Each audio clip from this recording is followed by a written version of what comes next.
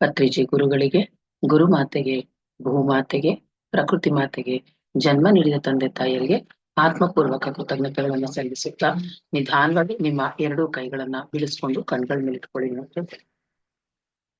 5, 4, 3, 2, 1, 0. ಹಗುರವಾಗಿ ಕಣ್ಣುಗಳನ್ನು ಬಿಡ್ತಾ ಸುಂದರವಾದ ಮುಗುಳ್ನಗೆಯೊಂದಿಗೆ ನಿಮ್ಮ 2 ಕೈಗಳನ್ನ ನೋಡ್ಕೊಳ್ಳಿ ಮಾಸ್ಟರ್ಸ್. ಅದ್ಭುತವಾದ ನಿಮ್ಮೆಲ್ಲರ ಧ್ಯಾನಕ್ಕೆ ಎಸ್ ಮಾಸ್ಟರ್ಸ್, ಮಾಡಿದ್ದು ನಾವು ಜಸ್ಟ್ 20 ಮಿನಿಟ್ಸ್ ಧ್ಯಾನ. ತುಂಬಾ ಅದ್ಭುತವಾಗಿ ಪವರ್ ಮೆಡಿಟೇಷನ್ ತರಾನೇ ಆಯ್ತು. ಗೋಧೂಳಿ ಸಮಯ, ಬೆಳಗ್ಗೆ ಬ್ರಾಹ್ಮಿ ಕಾಲದಲ್ಲಿ ಧ್ಯಾನ ಮತ್ತೆ ಗೋಧೂಳಿ ಸಮಯದ ಧ್ಯಾನ ತುಂಬಾನೇ ಅದ್ಭುತವಾಗಿ ಆಗ್ತಾ ಇದೆ ಮಾಸ್ಟರ್ಸ್. ಸೊ ಇವತ್ತು ನಮ್ಮ ಜೊತೆ ಗಂಗಾವತಿಯಿಂದ ಲಲಿತಾ ಕಂದಕಲ್ ಮೇಡಮ್ ಇದ್ದಾರೆ. ಅವರು ಜೂನ್ ತಿಂಗಳ ಧ್ಯಾನ ಕಸ್ತೂರಿಯ ಬಗ್ಗೆ ನಮಗೆ ಮಾಹಿತಿಯನ್ನ ಕೊಡ್ಲಿದ್ದಾರೆ. ಅವರಿಗೆ ನಮ್ಮ ಜೈ ಹೋಪ್ ತಂಡದ ವತಿಯಿಂದ ಸ್ವಾಗತವನ್ನ ಕೋರೋಣ. Welcome madam. Yes, welcome madam. Madam unmute ಮಾಡ್ಕೊ. ಜೈ ಹೋ ಆಧ್ಯಾತ್ಮಿಕ ವೇದಿಕೆಯಲ್ಲಿ ಈ ಗೋಧೂಳಿ ಸಮಯದಲ್ಲಿ ನನ್ನೊಂದಿಗಿರುವ ಎಲ್ಲ ಆತ್ಮ ಬಂಧುಗಳಿಗೆ ಪ್ರೀತಿಪೂರ್ವಕ ವಂದನೆಗಳು. ತಮಗೆಲ್ಲರಿಗೂ ಗೊತ್ತು, ಪ್ರತಿ ತಿಂಗಳು ಸ್ವಾಧ್ಯಾಯಕ್ಕಾಗಿನೇ ಪಿರಮಿಡ್ ಸ್ಪಿರಿಚುವಲ್ ಸೊಸೈಟಿ ಮೂವ್ಮೆಂಟ್ ನಲ್ಲಿ ಪ್ರಕಟಿಸಲ್ಪಡುತ್ತಿರುವ ಪತ್ರಿಕೆ ಅಂದ್ರೆ ಅದು ಧ್ಯಾನ ಕಸ್ತೂರಿ ಅಂತೇಳಿ. ಈ ಬಾರಿ ವಿಶೇಷವಾಗಿ ಬುದ್ಧ ಪೂರ್ಣಿಮೆಯ ಸಂಭ್ರಮಾಚರಣೆ ಮತ್ತು ಸಂತ ಕಬೀರರ ಜಯಂತಿ ಇತ್ತು. ಆ ನಿಮಿತ್ತ ಒಂದು ಲೇಖನ ಮತ್ತು ಪರಿಸರ ದಿನ ಅಂತ ಆಚರಿಸಿದ್ವಿ ನೀವು ಜೂನ್ 5 ವಿಶ್ವ ಪರಿಸರ ದಿನ. ಆ ಕುರಿತಾದ ಲೇಖನಗಳನ್ನ ಹೊತ್ತು ಮತ್ತೆ ಬುದ್ಧ ಪೂರ್ಣಿಮೆಯಲ್ಲಿ ಪತ್ರಿಜಿ ಅವರು, ಸ್ವರ್ಣಮಾಲಾ ಅಮ್ಮನವರು ಕೊಟ್ಟಂತಹ ಎಲ್ಲ ಮೆಸೇಜ್ಗಳನ್ನ ಪ್ರಿಂಟ್ ಆಗಿ ಬಂದಿದ್ದಾವೆ ಅದ್ಭುತವಾಗಿ. ಇಂಥ ಒಂದು ಧ್ಯಾನ ಕಸ್ತೂರಿ ಮಾಸ ಪತ್ರಿಕೆಯನ್ನ ಪರಿಚಯಿಸುವುದಕ್ಕೆ ಜೈಹೋ ವೇದಿಕೆಯಲ್ಲಿ ಪ್ರತಿ ತಿಂಗಳು ಅವಕಾಶ ಮಾಡಿಕೊಡುತ್ತಿರುವುದಕ್ಕೆ ಶಾಂತಲಾ ಮೇಡಮ್ ಅವರಿಗೂ ಪ್ರೀತಿಪೂರ್ವಕ ಕೃತಜ್ಞತೆಗಳನ್ನ ತಿಳಿಸ್ತಾ ನಾನು ಸಂಚಿಕೆಯ ಪರಿಚಯವನ್ನ ತಮ್ಮ ಜೊತೆ ಮಾಡ್ಕೊಳಕ್ ಇಷ್ಟಪಡ್ತಿದ್ದೀನಿ. ಇದರಲ್ಲಿ ಆಲ್ರೆಡಿ ಸುಮಾರು ಜನ ಚಂದಾದಾರರಿದ್ದೀರಿ, ತಾವು ಓದಿರ್ತೀರಿ. ಆದ್ರೂ ಕೂಡ ಮತ್ತೆ ಧ್ಯಾನ ಕಸ್ತೂರಿ ತಲುಪದವರಿಗೂ, ಧ್ಯಾನ ಕಸ್ತೂರಿ ಚಂದಾದಾರರಲ್ಲದವರಿಗೂ ಕೂಡ ಧ್ಯಾನ ಕಸ್ತೂರಿಯ ಜ್ಞಾನ ಹಂಚಬೇಕು ಅನ್ನೋ ನಿಟ್ಟಿನಲ್ಲಿ ಈ ಪ್ರತಿ ತಿಂಗಳ ನಾವ್ ಇದನ್ನ ಮಾಡ್ತಾ ಇದೀವಿ. ನಿಮಗೆ ಗೊತ್ತು, 108 ರ್ಯಾಲಿಗಳು ಅದ್ಭುತವಾಗಿ ಅದು ಮೈಸೂರಿನಲ್ಲೂ ಜರುಗಿದೆ. ಇನ್ನು ಬಸವ ಹಿಲ್ಸ್ ಪಿರಮಿಡ್ ಜಗದೀಶ್ ಶೆಟ್ಟರ್ ಅವರಿಂದ ಉದ್ಘಾಟನೆ ಆಯ್ತು. ಅದಲ್ಲದೆ ಉಳಿದಂತೆ ಬುದ್ಧ ಪೂರ್ಣಿಮೆಯಲ್ಲಿ ನಡೆದಂತಹ ಘಟನೆಗಳು, ಅದರಲ್ಲಿ ವೆಜಿಟೇರಿಯನ್ ಮೂವ್ಮೆಂಟ್ ನಡೆಸೋದಕ್ಕಾಗಿ ಒಂದು ವೆಹಿಕಲ್ ಅನ್ನ ತಗೊಂಡ್ರು ಡಾಕ್ಟರ್ ಹುಮಂಗಲಾ ಮೇಡಮ್ ಅವರು. ಮತ್ತೆ ಅದೇ ರೀತಿ ಹುಬ್ಬಳ್ಳಿಯಲ್ಲಿ ಕೂಡ ಬುದ್ಧ ಪೂರ್ಣಿಮೆ ಆಚರಿಸಲಾಯಿತು. ಅಲ್ಲಿ ಕೂಡ ಅದ್ಭುತವಾಗಿ ಒಂದು ದಿನದ ಬುದ್ಧ ಪೂರ್ಣಿಮೆ ಆಚರಣೆ ಮತ್ತು ಸಾಂಸ್ಕೃತಿಕ ಕಾರ್ಯಕ್ರಮಗಳು, ಅಲ್ಲಿ ನಡೆದಂತಹ ಸಾಂಸ್ಕೃತಿಕ ಕಾರ್ಯಕ್ರಮಗಳ ಚಿತ್ರಗಳನ್ನ ಹೊತ್ತುಕೊಂಡು ತುಂಬಾ ಆಧ್ಯಾತ್ಮಿಕ ಪ್ರಶ್ನೋತ್ತರಗಳು, ಎಲ್ಲ ವಿಷಯಗಳನ್ನೊಳಗೊಂಡಂತೆ ಗುರುವಾಣಿ, ಪತ್ರಿಜಿ ಪ್ರಬೋಧನೆಗಳು ಎಲ್ಲವನ್ನ ತುಂಬಾ ಅದ್ಭುತವಾಗಿ ಬಂದಿದೆ. ಒಂದೊಂದಾಗಿ ನಾವು ನೋಡ್ತಾ ಹೋಗೋಣ. ಮೊದಲನೇದಾಗಿ ತಮಗೆ ಗೊತ್ತಿರುವಂತದ್ದು, ಸಂತರಲ್ಲಿ ಮಹಾ ಸಂತರು ಕಬೀರರು. ಹಿಂದೂ ಮುಸ್ಲಿಂ ಧರ್ಮಗಳೆರಡನ್ನು ಇವತ್ತಿಗೂ ಕೂಡ ನಾವಿನ್ನೂ ಕಂದಾಚಾರದಲ್ಲಿ ಮೂಢನಂಬಿಕೆಗಳಲ್ಲಿದ್ದೀವಿ. ಯಾವ ರೀತಿ ಬಸವಣ್ಣನವರು ಮೂಢನಂಬಿಕೆಗಳನ್ನ ಅಲ್ಲಾಳಿದ್ರು, ಅದೇ ರೀತಿ ಒಬ್ಬ ಕ್ರಾಂತಿಕಾರಿ ಸಂತರು ಅಂದ್ರೆ ಸಂತ ಕಬೀರರು. ರಾಮ ರಹಿಮ ಇಬ್ರು ಬೇರೆ ಅಲ್ಲ, ಇಬ್ರು ಒಂದೇ, ಅರಿಯದೆ ಯಾಕೆ ಪರಸ್ಪರ ಕಚ್ಚಾಡ್ತಾ ಇದ್ದೀರಿ ಅಂತೇಳಿ ಮತ್ತು ಪ್ರಾಣಿ ಹಿಂಸೆಯನ್ನ ವಿಶೇಷವಾಗಿ ಬಹಳಷ್ಟು ಅದನ್ನ ನಿಷ್ಠುರವಾಗಿ ಖಂಡಿಸಿದಂಥವ್ರು ಅಂದ್ರೆ ಸಂತ ಕಬೀರರು.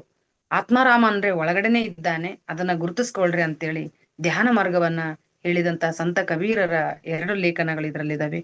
ಪರಿಸರ ದಿನ ಅಂದ್ರೆ ಭೂಮಿ ಇಲ್ದೆ ನಾವಿಲ್ಲ, ನಿಮಗ್ ಗೊತ್ತು. ಪ್ರತಿಯೊಂದು ಈಗ್ಲೂ ಕೂಡ ನಮ್ಮಲ್ಲಿ ಕೂಡ ಒಂದು ಪತ್ರಿಸರು ಹೇಳ್ತಿದ್ರು, ಗಿಡಗಳನ್ನ ನಾವಿಷ್ಟೆಲ್ಲ ಧ್ಯಾನ ಮಾಡ್ತಾ ಇರೋದೇ ಭೂಮಂಡಲವನ್ನ ಉಳಿಸೋದಕ್ಕಾಗಿ. ಅದರಲ್ಲಿ ಒಂದು ಭಾಗ ಪರಿಸರನ ಉಳಿಸುವುದು. ಆಮೇಲೆ ಈ ಪರಿಸರ ನಾಶಕ್ಕೆ ಗಿಡಗಳು ಮರಗಳು ಅಷ್ಟೇ ಕಾರಣ ಅಲ್ಲದೆ ಪ್ರಾಣಿ ಹಿಂಸೆ ಬಹಳ ದೊಡ್ಡ ಕಾರಣ ಆಗಿದೆ. ಆ ಹಿಂಸೆಯಿಂದ ಇಲ್ಲಿ ಒಂದು ಭೂಮಿಯಲ್ಲಿ ಇಂತಹ ಒಂದು ಆಕ್ರಂದನದಿಂದ ಈ ಒಂದು ಮಾಲಿನ್ಯ ಸೃಷ್ಟಿಯಾಗಿದೆ. ಅದಕ್ಕೆ ಪ್ರಕೃತಿಯಿಂದ, ಭಗವದ್ಗೀತೆಯಲ್ಲಿ ಒಂದು ಮಾತಿದೆ, ಪ್ರಕೃತಿಯಿಂದ ಮಾನವನು ಎಲ್ಲವನ್ನೂ ಪಡೆಯುವಾಗ ಪ್ರಕೃತಿಗೆ ಮರಳಿ ತನ್ನ ಕೊಡುಗೆಯನ್ನು ಏನೂ ನೀಡಲಿಲ್ಲವೆಂದರೆ ಅವನು ಕೃತಜ್ಞತೆ ಇಲ್ಲದ ಒಬ್ಬ ಕಳ್ಳನಂತೆ ಅಂತೆ. ನಾವು ಪ್ರತಿದಿನ ಪ್ರಕೃತಿಯಿಂದ ತಿನ್ನುವ ಆಹಾರ, ಉಸಿರಾಡುವ ಗಾಳಿ ಎಲ್ಲವನ್ನ ತಗೊಳ್ತಾ ಇದೀವಿ, ನೀರು, ಆದ್ರೆ ನಾವೇನು ಕೊಡದೇ ಇದ್ರೆ ನಾವು ಕಳ್ಳನಂತೆ ಅಂತ ಭಗವದ್ಗೀತೆಯಲ್ಲಿ ಹೇಳಲ್ಪಟ್ಟಿದೆ. ಆ ಶ್ಲೋಕದ ವಿವರಣೆ ಇದೆ. ಡಾಕ್ಟರ್ ಕಾರ್ತಿಕೇಯನ್ ಸರ್ ಅವರು ಪತ್ರಿಜಿ ಅವ್ರ ಬಗ್ಗೆ ಆಡಿದ ಮಾತುಗಳು ಧ್ಯಾನ ಮಹಾಯಜ್ಞ ಬುದ್ಧ ಪೂರ್ಣಿಮೆಯಲ್ಲಿ, ಮತ್ತು ಸಚಿತ್ರ ವರದಿ ಇದೆ. ತುಂಬಾ ಅದ್ಭುತವಾಗಿ ತುಳಸಿ ದಳದ ಒಂದಷ್ಟು ವಿಷಯಗಳು. ಮತ್ತೆ ಬಕ್ರೀದ್ ಹಬ್ಬ ಇತ್ತು ಈ ತಿಂಗಳಲ್ಲಿ, ಬಕ್ರೀದ್ ಹಬ್ಬ ಮುಸ್ಲಿಮ್ರದು. ಆ ಹಬ್ಬದ ಕುರಿತಾದ ಒಂದು ಲೇಖನವೂ ಇದೆ. ಯಾಕಂದ್ರೆ ತ್ಯಾಗ ಬಲಿದಾನ ಅಂತೇಳಿ ಕುರಿಗಳನ್ನ ಹೋಗಿ ಬಲಿ ಕೊಡ್ತಾರೆ. ಆದ್ರೆ ಅದು ಯಾಕೆ ಬಂತು ಅನ್ನೋದು ಈ ರೀತಿ. ಇನ್ನೂ ಮುಖ್ಯವಾಗಿ ಅಂದ್ರೆ ಸ್ವರ್ಣಾಮೃತ ಆ ಮೇಡಮ್ ಅವರ ಒಂದು ಪುಸ್ತಕ ತೆಲುಗುದಲ್ಲಿ ಬಿಡುಗಡೆ ಆಯ್ತು. ಅದು ಕನ್ನಡದ ಅನುವಾದಗೊಳಿಸಿ ಸ್ವರ್ಣಾಮೃತ ಪುಸ್ತಕದ ಒಂದೆರಡು ಪುಟಗಳಿದಾವೆ. ಮತ್ತು ಅದನ್ನ ಅನ್ಸ್ಟೋಲ್ಡ್ ಸ್ಟೋರಿ ಆಫ್ PSSM ಅಂತ ನಾವು ಕರಿತಾ ಇದೀವಿ. ಇನ್ನೂ ಒಂದು ಅಂತಂದ್ರೆ ಇದರಲ್ಲಿ ಈ ಒಂದು ಸಂಚಿಕೆಯಲ್ಲಿ ಸ್ವರ್ಣಾಮೃತ ಜೊತೆಗೆ ಆ ಇನ್ನೊಂದು ಲೇಖನ ಇದೆ. ಅದು ಯಾವುದು ಅಂತಂದ್ರೆ ತಮ್ಮ ಅನುಭವಗಳನ್ನ ಹಂಚಿಕೊಂಡಿರುವಂತಹ ಒಂದು ಲೇಖನವೂ ಇದೆ, ಪುಸ್ತಕ ಪರಿಚಯವೂ ಇದೆ. ಒಂದೊಂದಾಗಿ ನೋಡೋಣ. ಮೊದಲನೇದಾಗಿ ಪತ್ರಿಜಿ ವಾಣಿನೇ ನಾವು ನೋಡ್ತೀವಿ ಯಾವಾಗ್ಲೂ.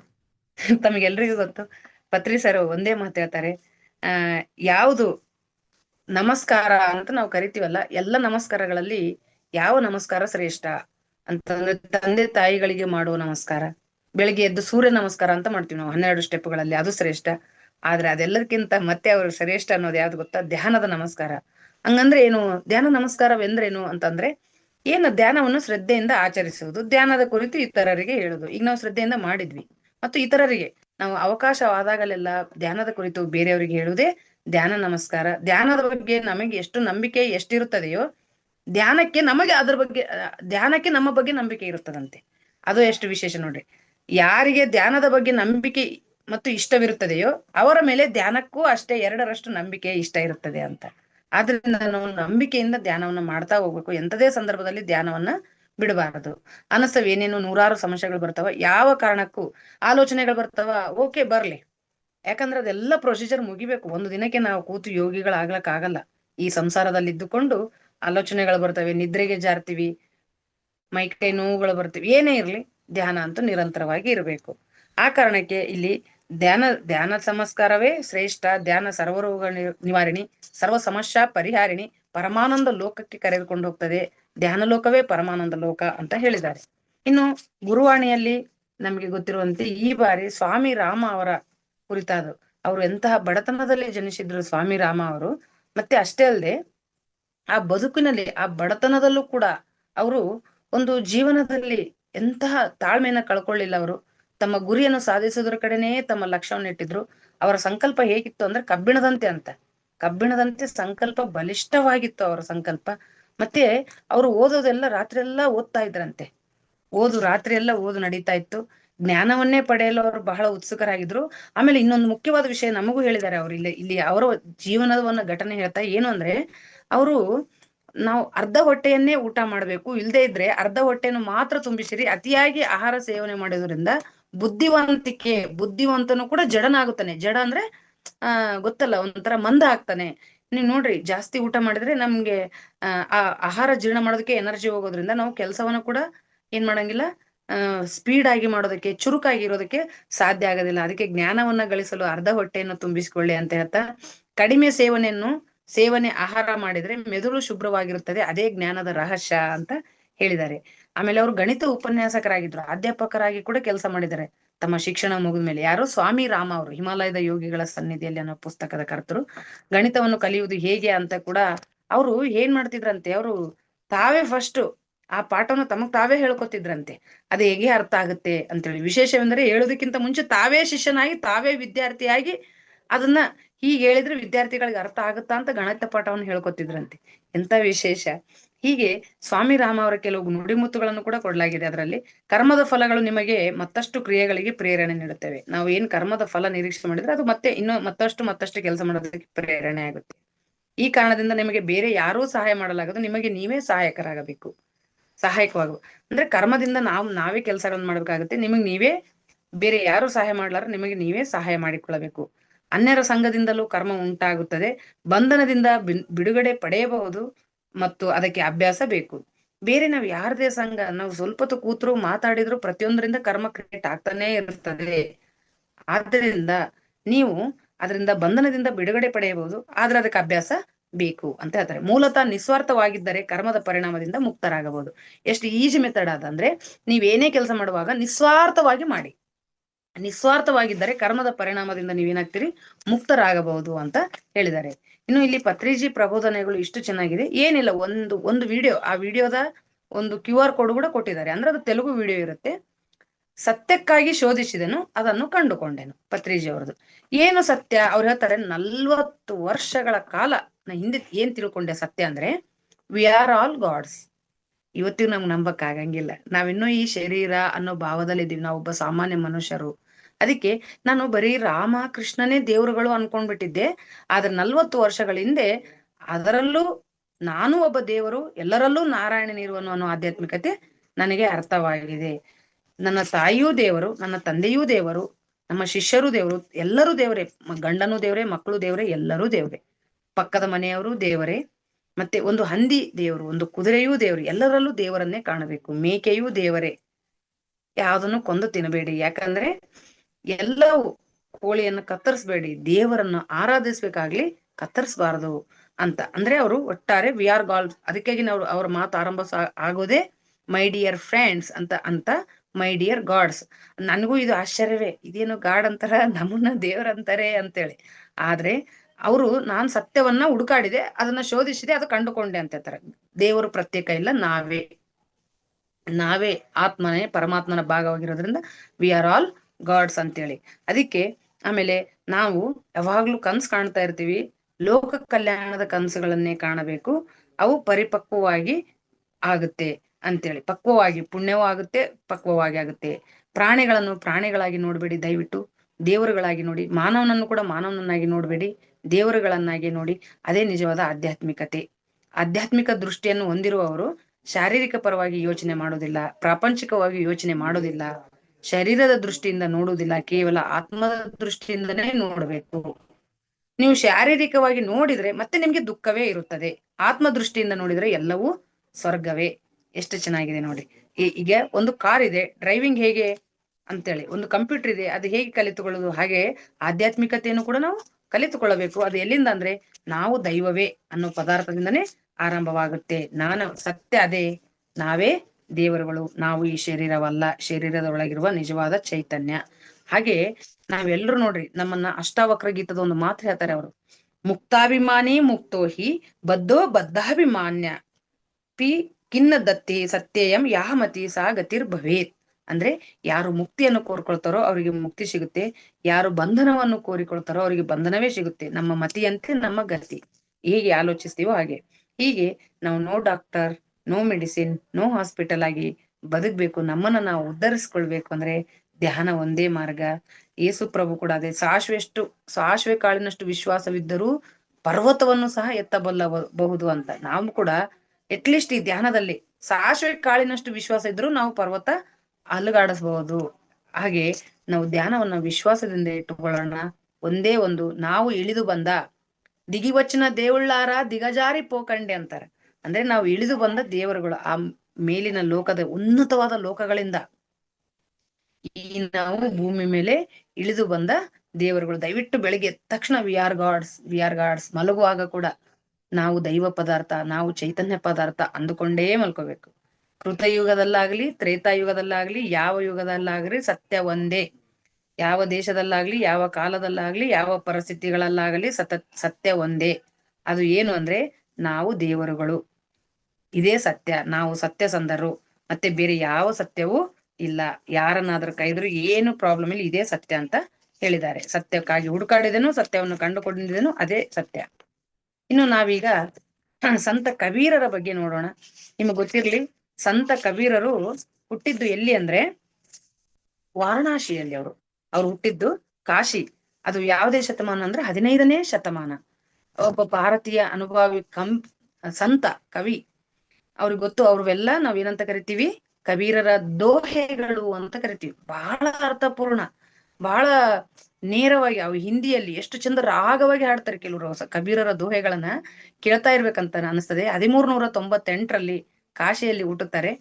ಮಕ್ಕಳಿಲ್ಲದ ಅವರು ಓರ್ವ ಮುಸ್ಲಿಂ ನೇಕಾರರು ಅಂದ್ರೆ ಗೊತ್ತಲ್ಲ, ಸೀರೆ ನೇಯೋದು ಅಂತವರು, ನಿರು ಮತ್ತು ನೀಮಾ ದಂಪತಿಗಳಿಗೆ ಲಹರ್ ತಲಾಬ್ ಅನ್ನೋ ಕೆರೆಯಲ್ಲಿ ಒಂದು ಮಗು ಸಿಗುತ್ತೆ. ಆ ಮಗುನೇ ಕಬೀರ ಅಂತ ಹೆಸರಿಡ್ತಾರೆ. ಕಬೀರ್ ಅಂದ್ರೆ ಅರಬ್ಬಿ ಭಾಷೆಯಲ್ಲಿ ಮಹಾತ್ಮ ಅಂತಾನೆ ಅರ್ಥ.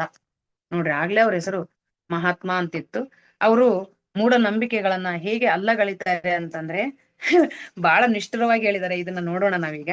ಹೇಗೆ ಅಂತಾರಂದ್ರೆ, ಆ ಯಾವ್ರೇ ನಿಜವಾದ ಆತ್ಮಜ್ಞಾನಿ ಉಳ್ಳವರು ಒಂದು ಸಲ ನಾವ್ ಅನ್ಕೋಬಹುದು, ಅವ್ರು ಕೊನೆಗೆ ಅದಕ್ಕಾಗಿ ಇದನ್ನ ತಿಳಿಸೋ ಸಲುವಾಗಿ ಅವರು ಕಾಶಿಯಲ್ಲಿ ಸತ್ರೆ ಎಲ್ಲರಿಗೂ ಮುಕ್ತಿ ಅಂತ ಕೆಲವ್ರು ಹೋಗಿ ಕಾಶಿಯಲ್ಲಿ ಸಾಯ್ತಾರೆ.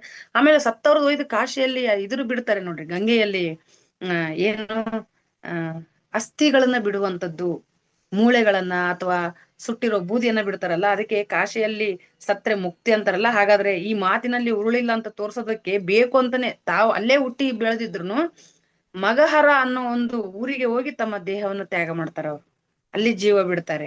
ಯಾಕಂದ್ರೆ ಅಲ್ಲಿ ಒಂದು ಕತೆ ಇತ್ತಂತೆ, ಆ ಮಗಹರದಲ್ಲಿ ಯಾರು ಸಾಯ್ತಾರೋ ಅವ್ರು ಕತ್ತೆಯಾಗಿ ಹುಟ್ಟುತ್ತಾರೆ ಅಂತೇಳಿ. ಹಾಗಾದ್ರೆ ನಾನು ಅಲ್ಲೇ ಹೋಗಿ ಸಾಯ್ತೀನಿ ಅಂತೇಳಿ ಮಗಹರದಲ್ಲಿ, ಅಂದ್ರೆ ಮೂಢನಂಬಿಕೆಗಳನ್ನ ತಿರಸ್ಕರಿಸುವುದಕ್ಕಾಗಿ ಅವ್ರು ಹೇಳ್ತಾರೆ. ಆಮೇಲೆ ಅವರು ಈ ಎಲ್ಲ ಮೂಢನಂಬಿಕೆಗಳನ್ನ, ಹಿಂದೂ ಮತ್ತು ಮುಸ್ಲಿಂನಲ್ಲಿ ಇರುವ ಮೂಢನಂಬಿಕೆಗಳನ್ನ ಅವರು ನೇರವಾಗಿ ಖಂಡಿಸಿರೋದ್ರಿಂದ ಅವ್ರೆಲ್ಲರೂ ಇವರಿಗೆ ವಿರೋಧ ಕಟ್ಟಿಕೊಳ್ತಾರೆ, ಹಿಂದೂ ಮುಸ್ಲಿಮರ ವಿರೋಧ ಕಟ್ಟಿಕೊಳ್ತಾರೆ. ಆದ್ರೂ ಕೂಡ ಎಷ್ಟೋ ಜನ ಹಿಂದೂ ಮುಸ್ಲಿಂ ಸಿಖ್ ಎಲ್ಲರೂ ಸೂಫಿಗಳು ಇವರು ಶಿಷ್ಯರಾಗಿರ್ತಾರೆ, ಅಂದ್ರೆ ತಿಳುವಳಿಕೆ ಉಳ್ಳವರು ಶಿಷ್ಯರಾಗ್ತಾರೆ. ಹಿಂದೂಗಳು ದೇವಾಲಯಕ್ಕೆ ಬೇಡ ಅಂತ ಹೇಳ್ತಾರೆ, ಮುಸ್ಲಿಮರು ಧರ್ಮಭ್ರಷ್ಟ ಅಂತ ಕರೀತಾರೆ. ಆದ್ರೂ ನೀನು ಕೆಟ್ಟ ಬಾಳು ನಡೆಯುವುದು ಧರ್ಮಭ್ರಷ್ಟ ನೀನು ಅಂತ ಹೇಳಿದ್ರು ಕಬೀರರು ಅದಕ್ಕೆ ಯಾವುದೇ ಪ್ರಾಮುಖ್ಯತೆಯನ್ನ ಕೊಡಂಗಿಲ್ಲ. ಧರ್ಮ ಮುಖ್ಯ ಅಲ್ಲ, ಗುಣ ನಡತೆ ಮುಖ್ಯ ಅಂತ ಹೇಳ್ತಾರೆ. ಇಲ್ಲಿ ಇನ್ನೊಂದು ಮಾತು ಅವರು ಎಷ್ಟು ನೇರವಾಗಿ ಹೇಳ್ತಾರೆ ಅಂದ್ರೆ, ಈ ತಲೆ ಬೋಳಿಸೋದ್ರಿಂದ ನಿಮಗೆ ಪುಣ್ಯ ಸಿಗ್ತದ ಅನ್ನೋದಾದ್ರೆ ಕುರಿಯನ್ನ ಪ್ರತಿ ತಿಂಗಳ ಬೋಳಿಸ್ತಾರಲ್ಲ, ಅದು ಮುಕ್ತಿ ಸಿಗ್ತೈತೆ ಅದಕ್ಕೆ ಅಂತ ಹೇಳ್ತಾರೆ. ಇನ್ನು ಮತ್ತೆ ಮುಂದೆ ಇನ್ನೂ ಒಂದ್ಸಲ ಹೇಳ್ಬೇಕಾದ್ರೆ, ಇಂದ್ರಿಯ ಸುಖಗಳನ್ನ ಅನುಭವಿಸದೇ ಇದ್ರೆ ಅವರು ಮುಕ್ತಿಯನ್ನು ಮೋಕ್ಷವನ್ನ ಪಡಿತಾರೆ. ಇಂದ್ರಿಯ ಸುಖಗಳು ಈ ಕಾಮ ಇದ್ರಲ್ಲಿ ಇರದೇ ಇದ್ರೆ ಅಂತವ್ರು ಆಸೆಗಳಿಲ್ಲದಿದ್ದರು ಇಂದ್ರಿಯ ಸುಖಗಳನ್ನ ಅನುಭವಿಸಿದವರು, ಹಂಗಾದ್ರೆ ಷಂಡರು ಅಂದ್ರೆ ಅವ್ರಿಗೆ ಯಾವ್ದೇ ಇಂದ್ರಿಯ ಸುಖಗಳು ಅನುಭವಿಸಕ್ಕಾಗಲ್ಲ. ಹಾಗಾದ್ರೆ ಅವರೇ ಬ್ರಹ್ಮೈಕ್ಯರಾಗ್ಬಿಡ್ತಿದ್ರಲ್ಲ, ಅವರೇ ಬ್ರಹ್ಮ ಪದಾರ್ಥಗಳಾಗ್ತಿದ್ರು. ಇವೆಲ್ಲ ಸುಳ್ಳು ಮಾತು ಅಂತ ಹೇಳ್ತಾರೆ. ಆಮೇಲೆ ಅವರು ಡಾಂಬಿಕವಾದಂತ ಅಂಧಶ್ರದ್ಧೆಗಳು, ಕುರುಡು ನಂಬಿಕೆಗಳನ್ನ ಎಷ್ಟು ಧಿಕ್ಕರಿಸ್ತಾ ಇದ್ರಂದ್ರೆ, ಇನ್ನೊಂದು ಮಾತು ಅವ್ರು ಹೇಳ್ತಾರೆ, ನೀವು ಗಂಗಾ ನದಿಯಲ್ಲಿರುವ ಸ್ನಾನ ಮಾಡಿದ್ರನೆ ಪುಣ್ಯ ಪ್ರಾಪ್ತಿ ಅನ್ನಂಗಿದ್ರೆ ಅಲ್ಲಿರುವ ಪ್ರಾಣಿಗಳೆಲ್ಲವೂ ಅವೆಲ್ಲವೂ ಮೋಕ್ಷವನ್ನ ಪಡಿತಾ ಇದ್ವಲ್ಲ. ನೀವು ಮೂರ್ತಿ ಪೂಜೆನ ಎಷ್ಟು ಖಂಡಿಸ್ತಾರಂದ್ರೆ, ನೀವು ಕಲ್ಲನ್ನು ಪೂಜಿಸೋದಕ್ಕಿಂತ ಸುಮ್ನೆ ಕಲ್ಲು ಪೂಜಿಸಿದ್ರೆ ನಿಮ್ಗೆ ಮುಕ್ತಿ ಸಿಗ್ತದ ಅನ್ನೋದು, ದೊಡ್ಡ ಗುಡ್ಡವನ್ನೇ ಪೂಜಿಸಿ, ದೊಡ್ಡ ಕಲ್ಲಲ್ಲ ಅದು ಅಂತೇಳಿ ಆ ಮೂರ್ತಿ ಪೂಜೆಯನ್ನ ಖಂಡಿಸ್ತಾರೆ ಅವರು. ಇನ್ನೂ ಮುಂದುವರೆದು ಅವ್ರು ಹೇಳ್ತಾರೆ, ತಿನ್ನಬಾರದನ್ನ ಪ್ರಾಣಿ ಹಿಂಸೆ ಬಗ್ಗೆ ಬಹಳ ನಿಷ್ಠುರವಾಗಿ. ಹಿಂದೂ ಮುಸ್ಲಿಮರು ಎಲ್ಲರೂ ತಿಂತಾ ಇದ್ರಲ್ಲ, ಪ್ರಾಣಿ ಹಿಂಸೆ ಜೀವ ವಧೆ ಮಾಡುವುದೆಂದರೆ ಯಾವ ರಹೀಮನು ಒಪ್ಪಂಗಿಲ್ಲ, ರಾಮನು ಹೇಳುವುದಿಲ್ಲ ಅಂತೇಳಿ, ತಿನ್ನಬಾರದನ್ನ ತಿನ್ನುವುದನ್ನ ಬಿಟ್ಟು ಬಿಡಿ ಅಂತೇಳಿ, ರಕ್ತ ಮಾಂಸವನ್ನ ಯಾರು ಇಷ್ಟಪಡಂಗಿಲ್ಲ. ಅವೆಲ್ಲವೂ ಕೂಡ ಬ್ರಹ್ಮ ಸ್ವರೂಪವೇ. ದಯವಿಟ್ಟು ನಾಲಿಗೆಯ ಸ್ವಾರ್ಥಕ್ಕಾಗಿ ಇಂತಹ ಘೋರ ಪಾಪಗಳನ್ನ ಮಾಡಬೇಡಿ ಅಂತೇಳಿ ಅವ್ರು ಹೇಳ್ತಾರೆ.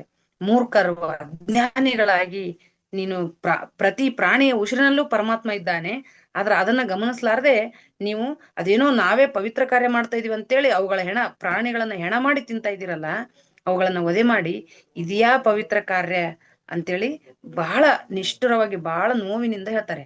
ನಿನ್ನ ಕೊಲೆಯನ್ನು ಮಾಡಿಬಿಟ್ಟ ಮಸಿ ಹೋಯಿತು ಅಂತೇಳಿ ಅವ್ರು ಹೇಳ್ತಾರೆ. ಕೊಲೆ ಅಂತ ಪ್ರಾಣಿಗಳ ಹತ್ಯೆಯೂ ಕೊಲೆ ಅಂತ ಹೇಳ್ತಾರೆ, ಪ್ರಾಣಿಗಳ ಹತ್ಯೆಯನ್ನು ಕೂಡ. ಆದ್ರಿಂದ ನೀನ್ ಇನ್ನೇನು ಮಾಡಿದ್ರು ಉಪಯೋಗ ಇಲ್ಲ. ಯಾವ ಧರ್ಮ, ನೀನು ಕುರಾನ್ ಓದಿದ್ರು ಅಷ್ಟೇ. ಹೆಂಗ್ ಹೇಳ್ತಾರಂದ್ರೆ, ಮೌಲಾನಾ ಮೌಲ್ವಿಗಳು ಕುರಾನ್ ಪಠಿಸಿದ್ರು ಉಪಯೋಗವಿಲ್ಲ, ಏಕಾಂತದಲ್ಲಿ ಗವಿಯಲ್ಲಿ ಕೂತ್ರೂ ಉಪಯೋಗ ಇಲ್ಲ. ಯಾಕಂದ್ರೆ ನೀನು ನಮಾಜ್ ಮಾಡಿದ್ರು ಉಪಯೋಗ ಇಲ್ಲ, ರೋಜಾ ಮಾಡಿದ್ರು ಉಪಯೋಗ ಇಲ್ಲ. ಯಾಕಂದ್ರೆ ನೀನು ಪ್ರಾಣಿಗಳನ್ನ ಕೊಂದು ಇವೆಲ್ಲ ಮಾಡಿದ್ರೆ, ರೋಜಾ ಮಾಡಿದ್ರೇನು ನಮಾಜ್ ಮಾಡಿದ್ರೇನು ನಿನ್ನ ಉಪಯೋಗ ಏನೂ ಇಲ್ಲ ಅಂತೇಳಿ. ನಿನಗೆ ಅವ್ರು ಏನ್ ಹೇಳ್ತಾರಂದ್ರೆ, ಯೌವನ ಕಳೆದು ಬಿಳುಪು, ಕೂದ್ಲು ಬಿಳಿಗ್ ಬಂದ್ರೆ ಕೂದ್ಲು ಬೆಳ್ಳಗಾದವಾಗ್ಲಿ ನಿನ್ನ ಬುದ್ಧಿ ಬೆಳ್ಳಗಾಗಲಿಲ್ಲ, ನಿನ್ನ ಹೃದಯ ಬೆಳ್ಳಗಾಗಲಿಲ್ಲ ಅಂದ್ರೆ ಹೃದಯ ಶುದ್ಧವಾಗಲಿಲ್ಲಲ್ಲ ಅಂತೇಳಿ ಹೇಳ್ತಾರೆ. ಇವರು ಮೌಲ್ವಿಗಳಿಗೂ ಕೂಡ ಖಂಡಿಸ್ತಾರೆ, ನೀನು ಖಂಡಿತ ನರಕಕ್ಕೆ ಹೋಗ್ತೀರಿ ನೀವು ಅಷ್ಟೇ, ನೀವಿಬ್ರನ್ನು ಪ್ರಾಣಿಗಳನ್ನ ಉಸಿರಿನಲ್ಲಿ ಪರಮಾತ್ಮ ಇಲ್ಲ ಅನ್ನೋದೇ ಅರ್ಥ ಮಾಡ್ಕೊಳ್ಳಿಲ್ಲ ಅಂತೇಳಿ. ಇನ್ನು ಅವ್ರು ಹೇಳ್ತಾರೆ, ನೀವು ಪದ್ಮಾಸನ ಮಾಡಿಕೊಂಡು ಧ್ಯಾನದ ಬಗ್ಗೆ ಹೇಳ್ತಾರೆ. ಪಾವನ ಪದ್ಮಾಸನ ಹಾಕಿಕೊಂಡು ದೃಢವಾಗಿ ಕುಳಿತುಕೋ ಅಂದ್ರೆ ಅದೇ ಮತ್ತೆ ಧ್ಯಾನವನ್ನು ಅಂತೇಳಿ. ಮನದ ಹೊಲಸನ್ನ ತೆಗೆದು ಹಾಕಿರಿ, ಖುಷಿಯಾಗಿರಿ. ಆಮೇಲೆ ಸನ್ಯಾಸಿ ಆಗಿದ್ದು ತಲೆಯನ್ನ ಮಿರಿಮಿರಿ ಮಿಂಚುವಂತೆ ಬೋಳಿಸಿಕೊಂಡರೆ ಅದು ಹಿಂದ ಆಗಿದ್ರೇನು ಮುಸಲ್ಮಾನನಾದರೇನು, ನೀವು ಪ್ರಾಮಾಣಿಕವಾಗಿರಿ, ವಿಶ್ವಾಸದಿಂದ ಸತ್ಯದಲ್ಲಿರಿ, ಸದ್ವೃತ್ತಿಯಲ್ಲಿರಿ. ಅದು ಬಿಟ್ಟು ಬರೀ ವೇದ ಕುರಾನ್ಗಳು ಓದೋದಲ್ಲ. ಬ್ರಾಹ್ಮಣ ಅಂದ್ರೆ ಬ್ರಹ್ಮಜ್ಞಾನ ಇದ್ದವನು ಬ್ರಾಹ್ಮಣ, ಅದು ಬಿಟ್ಟು ಯಾವ್ದೋ ಜಾತಿಯಲ್ಲಿ ಇದ್ದವನಲ್ಲ ಅಂತೇಳಿ. ಆಮೇಲೆ ಕೆಲವ್ರು ಇನ್ನೊಂದು, ನಗ್ನವಾಗಿ ತಿರುಗಾಡ್ತಾರೆ ಅಲ್ಲ, ಬಟ್ಟೆಗಳನ್ನ ಇಲ್ಲದೆ. ಈಗ ನಾವು ಜೈನ ಧರ್ಮದಲ್ಲಿ ನೋಡ್ತೀವಿ, ನಗ್ನವಾಗಿದ್ದುಕೊಂಡು ನೀವೇನಾದ್ರೂ ಮೋಕ್ಷ ಪಡ್ತೀರಿ ಅನ್ನೋದಾದ್ರೆ, ವನದ ಮೃಗಗಳೆಲ್ಲ ಅಂದ್ರೆ ಅವೆಲ್ಲ ನಗ್ನವಾಗಿ ಬಟ್ಟೆ ಹಾಕೊಳಂಗಿಲ್ಲಲ್ಲ, ಕಾಡಿನ ಮೃಗಗಳು ಅವೆಲ್ಲವೂ ಮುಕ್ತಿಯನ್ನು ಪಡಿತಿದ್ವಲ್ಲ ಅಂತೇಳಿ. ಕುರಿಯು ಮುಕ್ತಿ ಪಡಿತಿತ್ತು, ತಲೆ ಬೋಳಿಸಿದರೆ ಮುಕ್ತಿ ಅನ್ನೋದಾದ್ರೆ ಕುರಿ ಕೂಡ ಮುಕ್ತಿ ಪಡಿತಿತ್ತಲ್ಲ. ಹೀಗೆ ಮೂಢನಂಬಿಕೆಗಳನ್ನ ಅವರು ಸಾರಾಸಗಟಾಗಿ ತಿರಸ್ಕರಿಸ್ತಾರೆ. ಅದಕ್ಕೆ ದೇಹ ಧರಿಸಿದ ಮೇಲೆ ಇನ್ನೊಂದು ವಾಕ್ಯ ಹೇಳ್ತಾರೆ ಅವರು, ದೇಹ ಧರಿಸಿದ ಮೇಲೆ ದುಃಖ ತಪ್ಪಿದ್ದಲ್ಲ. ಎಲ್ರಿಗೂ ದುಃಖ ಇರದೆ, ಈ ಸಾರವಿಲ್ಲದ ಸಂಸಾರ ಇದು, ದುಃಖ ಕಟ್ಟಿಟ್ಟ ಬುತ್ತಿ. ಆದ್ರೆ ನೀವು ಜ್ಞಾನದಿಂದ ಈ ದುಃಖದಿಂದ ಹೊರಗೆ ಬರ್ಬೋದು. ಮತ್ತೊಂದು ಹೇಳ್ತಾರೆ, ಈ ಶರೀರ ಅನ್ನೋದು ನಾವು ಎಷ್ಟು ಒಳಗಡೆ ಪರಮಾತ್ಮ ಇದ್ದಾನೆ ಈ ಶರೀರದೊಳಗೆ. ಆದ್ರೆ ನೀವು ಸರಿಯಾಗಿ ಗಮನಿಸಿದ್ರೆ ಅನಾಹತ ವಾದ್ಯ ಬಾರಿಸುತ್ತಿರುತ್ತದೆ ಅಂತ. ನಮ್ಮೊಳಗಡೆ ಅನಾಹತ ವಾದ್ಯ ಸತತವಾಗಿ ಬಾರಿಸ್ತಾ ಇರ್ತದೆ. ನೀವು ಆ ಧ್ವನಿಯನ್ನ ಕೇಳಿಸ್ಕೊಳ್ಳಬಹುದು. ಅದು ಬಿಟ್ಟು ಈ ಗಾಂಜಾ, ಫೋಸ್ತಗಾಯಿ, ಬಂಗಿ ಸೊಪ್ಪು ಇವುಗಳನ್ನ ತಿನ್ನುವುದು, ಸಾರಾಯಿ ಕುಡಿದು ಒಳಗಿರುವ ಪರಮಾತ್ಮನ ಪ್ರೇಮ ರಸದ ರುಚಿ ನೋಡ್ಲಿಲ್ಲ ನೀವು, ಇಂಥವೆಲ್ಲ ಹಾಯ್ಕೊಂಡು ಶರೀರವನ್ನು ಹಾಳು ಮಾಡ್ತಾ ಇದ್ದೀರಿ ಅಂತ ಹೇಳ್ತಾನೆ ಅವರು. ಸಕಲ ತೀರ್ಥಗಳಲ್ಲಿ ತಿರುಗಾಡೋದಕ್ಕಿಂತ ಕಪಟದ ಗಂಟನ್ನು ಬಿಚ್ಚದೆ ತೀರ್ಥಗಳಿಗೆ ಹೋಗುವುದರಿಂದ ಏನು ಉಪಯೋಗ? ಅದೇ ತೀರ್ಥಯಾತ್ರೆ ಮಾಡುವವರಿಗೆ ಹೇಳ್ತಾರೆ. ಆಮೇಲೆ ಅವು ನಮಾಜ್ ಮಾಡೋರಿಗೆ ಅವ್ರಿಗೆ ಏನಂತಾರೆ, ಬರೀ ಶ್ಲೋಕಗಳು ಪಠನೆ ಮಾಡೋರಿಗೆ ಬೊಗಳಿ ಬೊಗಳಿ ಸತ್ರೆ ನೋಡ್ರಿ, ನಾಯಿ ಯಾಕೆ ಬೊಗಳಿ ಬೊಗಳಿ ಸತ್ತರೆ ಪ್ರಯೋಜನವೇನು? ಸುಮ್ಮನೆ ಯಾಕೆ ಓದರಾಡ್ತೀರಿ? ಯಾಕೆ ಪುರಾಣಗಳು ಓದೋದು? ಯಾಕೆ ನಮಾಜುಗಳು ಓದರದಂದ್ರೆ ಅವ್ರು ಬೊಗಳುವುದು ಅಂತ ಹೇಳ್ತಾರೆ. ಎಷ್ಟು ನಿಷ್ಠುರವಾಗಿ! ಅದು ಬೊಗಳಿ ಬೊಗಳಿದ್ರೆ ಏನು ಉಪಯೋಗ ಇಲ್ಲ ಅಂತೇಳಿ. ಹೀಗೆ ಅವರು ಒಟ್ಟಾರೆ ಅಂತ್ಯಕಾಲದಲ್ಲಿ ಕೂಡ ಎಲ್ಲರೂ ಖಾಲಿ ಕೈಯಲ್ಲೇ ಹೋಗುತ್ತೇವೆ. ಆದ್ರಿಂದ ಭಗವಂತನ ಉಪದೇಶ ತಿಳಿಸ್ಕೊಳ್ರಿ ಅಂತ ಒಂದು ದೇಹ ಹೇಳ್ತಾರೆ. ಅವರು ನೇಯ್ತಾ ಇದ್ರಲ್ಲ, ನೇಯುವುದನ್ನ ಶರೀರಕ್ಕೆ ಹೇಗೆ ಹೋಲಿಸ್ತಾರೆ ಅಂದ್ರೆ, ತೆಳುವಾದ ಚಾದರ ನೇಯಲ್ಪಟ್ಟಿದೆ. ತೆಳುವಾದ ಚಾದರ ಅಂದ್ರೆ ಈ ಶರೀರವನ್ನು ತೆಳುವಾದ ಚಾದರ ಅಂತಾರೆ. ಉದ್ದ ಎಳೆ ಯಾವುದು, ಅಡ್ಡ ಎಳೆ ಯಾವುದು ಅಂದ್ರೆ ಇಡ ಮತ್ತು ಪಿಂಗಳ. ಇಡನಾಡಿ ಮತ್ತು ಪಿಂಗಳವನ್ನ ನೋಡಿ ಏನಂತಾರೆ, ಉದ್ದ ಎಳೆ, ಅಡ್ಡ ಎಳೆ. ನೀವು ನೋಡ್ತೀರಿ, ಈ ಎಳಿಬೇಕಾದ್ರೆ ಅಡ್ಡ ಎಳೆ ಒಂದು, ಉದ್ದ ಎಳೆ ಒಂದು ಬರುತ್ತದೆ. ಉದ್ದ ಎಳೆ, ಅಡ್ಡ ಎಳೆ. ಆಮೇಲೆ ಸುಷುಮ್ನ ನಾಡಿ, ಇದಕ್ಕೆ ತಂತಿ. ಇವೆಲ್ಲ ಒಂದ ಎಳೆಯಲ್ಪಟ್ಟಿದೆ ಈ ಒಂದು ಚಾದರ. ಮತ್ತೆ ಹೇಳ್ತಾರೆ, 8 ಕಮಲ ದಳದ ಮೇಲೆ ತಿರುವುದು ಚರಕ. ಅಂದ್ರೆ ನೇಯೋದಕ್ಕೆ ಚರಕ ಬೇಕಲ್ಲ. 8 ಕಮಲ ದಳಗಳ ಮೇಲೆ 5 ತತ್ವ, 3 ಗುಣಗಳು. ಅವೇ ಈ 5 ತತ್ವ ಅಂದ್ರೆ ನಿಮ್ಗೆ ಗೊತ್ತು, ಪಂಚಭೂತಗಳು. ಮತ್ತು 3 ಗುಣಗಳಂದ್ರೆ ತಮಗುಣ, ರಜಗುಣ, ಸಾತ್ವಿಕ ಗುಣಗಳು. ಹೀಗೆ ಇದನ್ನು ನೇಯಲು ಸ್ವಾಮಿಗೆ 10 ತಿಂಗಳುಗಳು ಹಿಡಿದವು. ಸ್ವಾಮಿಯು ಬಡಿದು ಬಡಿದು ನೇಯ್ದ ಚಾದರವಿದು ಅಂದ್ರೆ ದೇಹ. ಅದಕ್ಕೆ ಈ ಚಾದರವನ್ನು ಸುರರು, ನರರು, ಮುನಿಗಳು ಒದ್ದುಕೊಂಡು ಹೊಲಸು ಮಾಡಿದರು. ಆದರೆ ಕಬೀರದಾಸನು ಇದನ್ನು ಯತ್ನದಿಂದ ಒದ್ದುಕೊಂಡು, ಜತನದಿಂದ ಒದ್ದುಕೊಂಡು ಇದ್ದಂತೆಯೇ ಇಟ್ಟುಕೊಂಡಿದ್ದಾನೆ. ಹಾಗೇ ಸ್ವಾಮಿಗೆ ಕೊಟ್ಟಿದ್ದಾನೆ. ಅಂದ್ರೆ ಶರೀರವನ್ನ ಎಷ್ಟು ಚಂದ ಕಾಪಾಡ್ಕೋಬೇಕು ಅನ್ನೋದನ್ನ ಬಹಳ ಅದ್ಭುತವಾಗಿ ಸಂತ ಕಬೀರರು ಇದರಲ್ಲಿ ಹೇಳಿದ್ದಾರೆ. ಕಬೀರರ ಕುರಿತಾಗಿ 1-2 ಲೇಖನಗಳನ್ನ ಕೊಟ್ಟಿರೋದಕ್ಕೆ ನಾವು ಧ್ಯಾನಕರ್ತರಿಗೆ ಥ್ಯಾಂಕ್ಸ್ ಹೇಳೋಣ. ಇನ್ನು ಬುದ್ಧ ಪೂರ್ಣಿಮೆಯಲ್ಲಿ ಪತ್ರಿಜಿ ಅವರು ನೀಡಿದ ಸಂದೇಶ ನಿಮಗೆ ಗೊತ್ತು. ಬುದ್ಧ ಪೂರ್ಣಿಮೆ ಅಂದ್ರೆ ಪತ್ರಿಸರಲ್ಲಿ ಮುಖ್ಯವಾಗಿ ನಾವೆಲ್ಲರೂ ಬುದ್ಧರೇ, ನಾವೆಲ್ಲರೂ ಮೈತ್ರೇಯ ಬುದ್ಧರು, ಸ್ನೇಹ ಭಾವದಿಂದ ಇರಬೇಕು. ಯಾವುದೇ ದಿನ ನಮಗ್ ಸಾವು ಬರಬಹುದು, ನಾವು ಅದನ್ನ ತಡೆಯೋದಕ್ಕೆ ಆಗುವುದಿಲ್ಲ. ಬದಲಾಗಿ ಅದನ್ನು ಒಪ್ಪಿಕೊಳ್ಳುತ್ತೇವೆ. ಅದೇ ಬುದ್ಧತ್ವ. ಸಾವನ್ನು ಒಪ್ಪಿಕೊಂಡ್ರೆ ಅದೇ ಬುದ್ಧತ್ವ. ಅದಕ್ಕಾಗಿ ಕಾಯಮಾಗಿ ನಾವಿಲ್ಲಿ ಯಾರು ಇರಕ್ ಬಂದಿಲ್ಲ. ಇದೊಂದು ನಾಟಕ. ಎಷ್ಟ್ ಚಂದ ಐತ್ ನೋಡ್ರಿ. ಈ ನಾಟಕದ ಹೆಸರು ಜನನ ಮರಣ. ಬುದ್ಧರ ಜೀವನದಲ್ಲೂ ಯಾವ್ದು ಆಶ್ಚರ್ಯಗಳಿರ್ಲಿಲ್ಲ. ಇದೊಂದು ನಾಟಕ. ಎಂಜಾಯ್ ಮಾಡ್ಬೇಕಷ್ಟೇ. ಈ ನಾಟಕನ ಎಂಜಾಯ್ ಮಾಡ್ಬೇಕು. ಬುದ್ಧ ಹೇಳಿದಾನೆ 4 ಆರ್ಯ ಸತ್ಯಗಳು. ದುಃಖ ಎಲ್ಲ ಕಡೆ ಇದೆ, ಆಶಯ ದುಃಖಕ್ಕೆ ಮೂಲ, ಅವಿದ್ಯೆ ಎಂಬುದು ದುಃಖಕ್ಕೆ ಕಾರಣ. ಈ ಅವಿದ್ಯೆ ಹೋಗುದು ಅಷ್ಟಾಂಗ ಮಾರ್ಗದಿಂದ. ಅಷ್ಟಾಂಗ ಮಾರ್ಗ ಅಂದ್ರೆ ನಿಮ್ಗೆ ಗೊತ್ತು, ಅದು ಕೂಡ ಸರಿಯಾದ ದೃಷ್ಟಿಕೋನ, ಸರಿಯಾದ ಆಲೋಚನೆ, ಸರಿಯಾದ ಮಾತು, ಸರಿಯಾದ ಬಯಕೆ, ಸರಿಯಾದ ಕರ್ಮ, ಸರಿಯಾದ ಧ್ಯಾನ ಅಂತೇಳಿ. ಹೀಗೆ ಅವರು ಬುದ್ಧ ಪೂರ್ಣಿಮೆಯಲ್ಲಿ ಸಂಪೂರ್ಣವಾಗಿ, ಅದರಲ್ಲಿ ವಿಶೇಷವಾಗಿ ಪತ್ರಿಸರು ಒಂದು ಪುಸ್ತಕ ಬಿಲ್ಶುಲ್ ಮತ್ತು ಎಡ್ ಪಿಟೇಟ್ ಅವರ ಪಿರಮಿಡ್ ರಹಸ್ಯ ಓದಿದ್ರಲ್ಲ 1982ರಲ್ಲಿ. ಒಬ್ರು ಅವ್ರ ಹತ್ರ ಧ್ಯಾನ ಮಾಡಕ್ ಬಂದ್ರಂತೆ. ಅವ್ರು ಕಾರ್ಪೆಂಟರ್ ಹತ್ರ ಕರ್ಸಿ 52 ಡಿಗ್ರಿದ ಒಂದು ಪಿರಮಿಡ್ ಮಾಡಿಸಿದ್ರು. ಅದ್ರಲ್ಲಿ ಟೊಮೆಟೊ ಇಟ್ರು, ಹಣ್ಣನ್ನ ಇಟ್ರು. ಅದು ಏನಾಗ್ತದ ಅಂತ ಕಾಯ್ತಾ ಇದ್ರಂತೆ, ನೋಡೋಣ ಅದು. ಆಮೇಲೆ ಅದನ್ನ ತಿನ್ನಲು ಕಾಯ್ತಾ ಇದ್ದೆ ನಾನು. 1 ವರ್ಷ ಆದ್ರೂ ಅದು ಇರ್ತಿತ್ತೇನೋ, ನಾನು ಅದೇನೋ ಕೊಳಿಲಿಲ್ಲ, ಅದನ್ನ ತಗೊಂಡ್ ತಿಂದೆ. ಅದೇ ಟೈಮಿಗೆ ನನ್ನ ಹತ್ರ BV ರೆಡ್ಡಿ ಅಂತ ಒಬ್ಬ ಶ್ರೀಮಂತ ಬಂದ್ಬಿಟ್ಟ. ಏನೋ ಧ್ಯಾನದಲ್ಲಿ ಒಳ್ಳೆ ಅನುಭವ ಆಯ್ತು, ನಾನ್ ನಿಮ್ಮ ಬಳಿ ನಿಮ್ಗೆ ಏನ್ ಬೇಕಾದ್ರೂ ಉಡುಗೊರೆಯಾಗಿ ಕೊಡ್ತೀನಿ ಅಂದ. ನನಗೇನು ಉಡುಗೊರೆ ಬೇಕಿಲ್ಲ, ಬೇಕಾದ್ರೆ ಒಂದಿಷ್ಟು ಭೂಮಿ ಅದ ನಮ್ದು ಕೊಡ್ತೀನಿ, ನೀವು ಒಂದು ಹಾಲ್ ಕಟ್ಕೊಡ್ರಿ ಧ್ಯಾನಕ್ಕಂದ. ನನಗ್ ಹಾಲ್ ಬೇಕಿಲ್ಲ, ಪಿರಮಿಡ್ ಕಟ್ಟಿಸಿ ಕೊಡ್ರಿ ಅಂದ್ರೆ ಇಂಜಿನಿಯರ್ ಅನ್ನ ಕರೆದು ಪಿರಮಿಡ್ ಕಟ್ಟಿಸಿ ಕೊಟ್ಟ. ಇವತ್ತು ಎಲ್ಲಾ ಕಡೆ ಲಕ್ಷಾಂತರ ಪಿರಮಿಡ್ಗಳು ಬಂದಿವೆ. ಆ ಬಿ ವಿ ರೆಡ್ಡಿ ಅವರಿಗೂ ಥ್ಯಾಂಕ್ ಯು ಅಂತ ಹೇಳ್ತಾರೆ. ಇನ್ನು ಸತ್ಯ ಒಂದೇ ಅಂತ ಕೂಡ ಅಲ್ಲಿ ಕೂಡ ಅದೇ ಹೇಳ್ತಾರೆ. ಆಕಾಶ ಗಂಗೆ ನಾವು ಪ್ರತಿದಿನ ಸ್ನಾನ ಯಾವ್ದ್ರಿಂದ ಮಾಡ್ಬೇಕು? ವಿಶ್ವ ಪ್ರಾಣಿ ಶಕ್ತಿಯಿಂದ. ಅದು ಶವರ್ ಬಾತ್ ಅಂತಾರ. ಶವರ್ ಬಾತ್ ಅಂದ್ರೆ ನಮ್ ಮನ್ಯಾಗ ಬಾತ್ರೂಮ್ನಾಗ ಹಾಕಿ ನೀರ್ ಮೇಲಿನಿಂದಲ್ಲ, ಧ್ಯಾನ ಮಾಡೋದ್ರಿಂದ ಪ್ರಾಣಶಕ್ತಿ ಆಕಾಶ ಗಂಗೆ ಒಳಗಡೆ ಹೋಗಿ ನಮ್ಮ ಸ್ನಾನ ಆಗುತ್ತೆ. ಅದು ಶವರ್ ಬಾತು. ಎಷ್ಟ್ ಚೆನ್ನಾಗೈತೆ ನೋಡ್ರಿ. ನಾವು ಗಂಗಾ ಸ್ನಾನ ಎಂದು ಹೇಳಿದರೆ ಈ ರೀತಿಯ ಗಂಗಾ ಸ್ನಾನ, ಬೇರೆ ಗಂಗಾ ಸ್ನಾನ ಅಲ್ವೇ ಅಲ್ಲ. ಅಂದ್ರೆ ಪ್ರತಿದಿನ ನಾವು ತ್ರಿವೇಣಿ, ಅಲಹಾಬಾದ್, ಋಷಿಕೇಶದಲ್ಲಿ ಮಾಡುವ ಗಂಗಾ ಸ್ನಾನ, ಇದುವೇ ನಿಜವಾದ ಗಂಗಾ ಸ್ನಾನ. ಧ್ಯಾನ ಮಾಡುವುದು ನಿಜವಾದ. ಬೆಳಿಗ್ಗೆ ಎದ್ದ ತಕ್ಷಣ ನಾವು ಧ್ಯಾನ ಮಾಡ್ಬೇಕು. 1 ಗಂಟೆ, 2 ಗಂಟೆ, 3 ಗಂಟೆ. ಈಗ ನಾವು ಆಲ್ರೆಡಿ ಮಾಡ್ತಾ ಇದೀವಿ, ಅದನ್ನೇ ಹೆಚ್ಚು ಮಾಡ್ಬೇಕು ಅಂತ ಹೇಳ್ತಾ, ಯೋಗ ಕರ್ಮಸು ಕೌಶಲ್ಯಂ. ನಾವು ಯೋಗ ಧ್ಯಾನ ಮಾಡೋದ್ರಿಂದ ನಮ್ಮ ಕರ್ಮಗಳನ್ನ ಇನ್ನೂ ಪರ್ಫೆಕ್ಟ್ ಆಗಿ ಮಾಡ್ತೀವಿ ಅಂತ ಇನ್ನೊಂದು ದಿನ ಕೊಡ್ತಾರೆ. ಅವರು ನಕಾರಾತ್ಮಕ ಕರ್ಮಗಳೆಲ್ಲವೂ ಮತ್ತೆ ಮೂರ್ಖತನದ ಆಯ್ಕೆಗಳ ನಮ್ಮ ಹತ್ರ ನಾವು ನಕಾರಾತ್ಮಕ ಕರ್ಮಗಳನ್ನು ಮಾಡ್ತಾ ಇದೀವಿ ನಮಗೆ ಅರಿವಿಲ್ಲದೆ, ಅದು ನಮ್ಮ ಮೂರ್ಖತನದ ಆಯ್ಕೆ. ಆಮೇಲೆ ಸಕಾರಾತ್ಮಕ ಕರ್ಮಗಳೆಲ್ಲವೂ ನಮ್ಮ ಉತ್ತಮ ಆಯ್ಕೆಗಳು. ಆದ್ರಿಂದ ನಾವು ಧ್ಯಾನ ಮಾಡಿದ್ರೆ ಯಾವ್ದು ಮಾಡ್ಬೇಕು, ಯಾವ್ದು ಮಾಡಬಾರದು, ನಾವು ಸಸ್ಯಗಳನ್ನು ತಿನ್ಬೇಕಾ, ಪ್ರಾಣಿಗಳನ್ನ ತಿನ್ಬೇಕಾ, ಪ್ರತಿಯೊಂದು ನಮಗೆ ಅರ್ಥ ಆಗ್ತಾ ಹೋಗ್ತದೆ. ಆದ್ರಿಂದ ಧ್ಯಾನ ಕಡ್ಡಾಯವಾಗಿ ಮಾಡಿ. ಧ್ಯಾನಂ ರಕ್ಷತಿ ರಕ್ಷಿತಃ. ನೀವು ರಕ್ಷಿಸುವ ಧ್ಯಾನವು ಮರಳಿ ನಿಮ್ಮನ್ನ ರಕ್ಷಿಸುತ್ತದೆ ಅನ್ನೋ ಸಂದೇಶವನ್ನ ಕೊಟ್ಟಿದ್ದಾರೆ ಅವರು. ಇನ್ನು ಇದಾದ್ಮೇಲೆ ಕಬೀರರು, ಹೌದು ಇನ್ನೊಂದು ವಿಷಯ ಹೇಳಿಲ್ಲ. ಕಬೀರರು ದೇಹ ತ್ಯಾಗ ಮಾಡಿದಾಗ ಎಂತ ವಿಶೇಷ ಅಂದ್ರೆ, ನಮ್ ದೇಶದಲ್ಲಿ ಇದೇ ಒಂದು ದೊಡ್ಡ ಸಮಸ್ಯೆ. ಎಂತ ಮಹಾತ್ಮರನ್ನು ಮತ್ತೆ ಅವರನ್ನ ನಾವೇನ್ ಮಾಡ್ತಾ ಇದೀವಿ ಅಂದ್ರೆ ಬಂಧನಗಳಿಗೆ ಕಟ್ಟಿ ಹಾಕ್ತಾ ಇದೀವಿ ನಾವು ಅವ್ರನ್ನ. ಯಾವ ರೀತಿಯ ಬಂಧನಗಳು ಅಂತಂದ್ರೆ, ಎಂತ ಮಹಾತ್ಮರನ್ನ ಮತ್ತೆ ಜಾತಿಯ ಬಂಧನಗಳಿಗೆ, ಧರ್ಮದ ಬಂಧನಗಳಿಗೆ. ಸಂತ ಕಬೀರರು ಅಷ್ಟೆಲ್ಲ ಜ್ಞಾನ ಹೇಳಿ ಅವರು ಶರೀರ ತ್ಯಾಗ ಮಾಡಿದಾಗ ಮತ್ತೆ ಹಿಂದೂ ಮುಸ್ಲಿಮರು ಇಬ್ರು, ಈತ ನಮಗ್ ಸೇರಿದವನು ಅಂತ ಹಿಂದೂಗಳು, ಈತ ನಮಗ್ ಸೇರ್ಬೇಕು, ನಾವು ಈತನನ್ನ ಏನ್ ಮಾಡ್ತೀವಿ, ನಮ್ಮ ಹಿಂದೂ ಸಂಪ್ರದಾಯದ ಪ್ರಕಾರ ಮಣ್ಣು ಮಾಡ್ತೀವಿ ಅಂತ ಹಿಂದೂಗಳು, ಇಲ್ಲ ನಾವು ಮುಸ್ಲಿಂ ಸಂಪ್ರದಾಯದ ಪ್ರಕಾರ ಈತನನ್ನ ಮಣ್ಣು ಮಾಡ್ತೀವಿ ಅಂತ ಮುಸ್ಲಿಮ್ರು ಮಾಡಿದಾಗ, ಆ ದೇಹ ಬಟ್ಟೆ ಮುಚ್ಚಿರುವ ದೇಹವನ್ನ ಬಟ್ಟೆ ತೆಗೆದ್ರೆ ಕಬೀರರ ದೇಹ ಏನಾಗಿತ್ತಂತೆ ಗೊತ್ತಾ? ಹೂಗಳಾಗ್ಬಿಟ್ಟಿತ್ತಂತೆ. ಹೋಗ್ಲಿ, ಅಷ್ಟು ಹೂಗಳಾದ್ಮೇಲಾದ್ರೂ ಶಿಷ್ಯರು ಏನಾದ್ರು ಪಾಠ ಕಲ್ತ್ರ? ಇಲ್ಲ, ಆ ಹೂಗಳನ್ನೇ ತೆಗೆದುಕೊಂಡು, ಆ ಹೂವಿನ ರಾಶಿಯನ್ನು ಕೂಡ ತೆಗೆದುಕೊಂಡ ಮೂರ್ಖ ಶಿಷ್ಯರು ಏನ್ ಮಾಡಿದ್ರಂತೆ, ಒಬ್ರು ಮಂದಿರವನ್ನೂ ಕಟ್ಸಿದ್ರು, ಇನ್ನೊಂದು ಮಸೀದಿಯನ್ನು ಕಟ್ಸಿದ್ರು ಕೆಲವು ಹೂಗಳನ್ನ ಇಟ್ಟು. ಇದು ಉತ್ತರ ಪ್ರದೇಶದಲ್ಲಿ ಸರ್ಕಾರ ಈ ಪ್ರದೇಶನ ಕಬೀರರ ಸ್ಮಾರಕ ಅಂತ ಕೂಡ ಗುರುತಿಸಿದೆ. ಅಂದ್ರೆ ನಾವು ಸಂತರು ಹೇಳಿರೋ ವಿಷಯವನ್ನ ಹೆಂಗ್ ತಗೊಳ್ತೀವಿ ಅಂತ. ನಿಜವಾಗ್ಲೂ ದೊಡ್ಡ ದೊಡ್ಡ ಸಂತರೆಲ್ಲ ಹೀಗೆ ಆಗೋಗಿದ್ದಾರೆ. ಇದು ನಮ್ಮ ಬಹಳ ದುರಂತದ ವಿಚಾರ.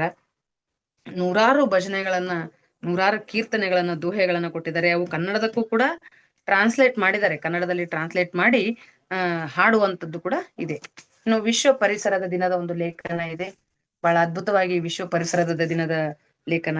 ಯಾಕೆ ಅಂದ್ರೆ ನಿಮ್ಗೆ ಗೊತ್ತು, ನಾವು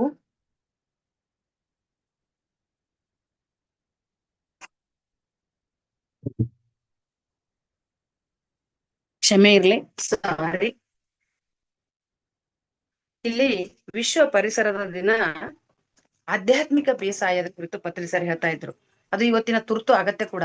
ನಿಮಗೆ ಮೊನ್ನೆ ಒಂದು ರಿಪೋರ್ಟ್ ಬಂದಿದೆ, ಗಂಗಾವತಿಯಲ್ಲಿ ಬೆಳೆದ ಅಕ್ಕಿಯನ್ನು ತಿನ್ನೋದ್ರಿಂದ ಕ್ಯಾನ್ಸರ್ ಹೆಚ್ಚು ಬರ್ತಾ ಇದೆ ಅಂತ.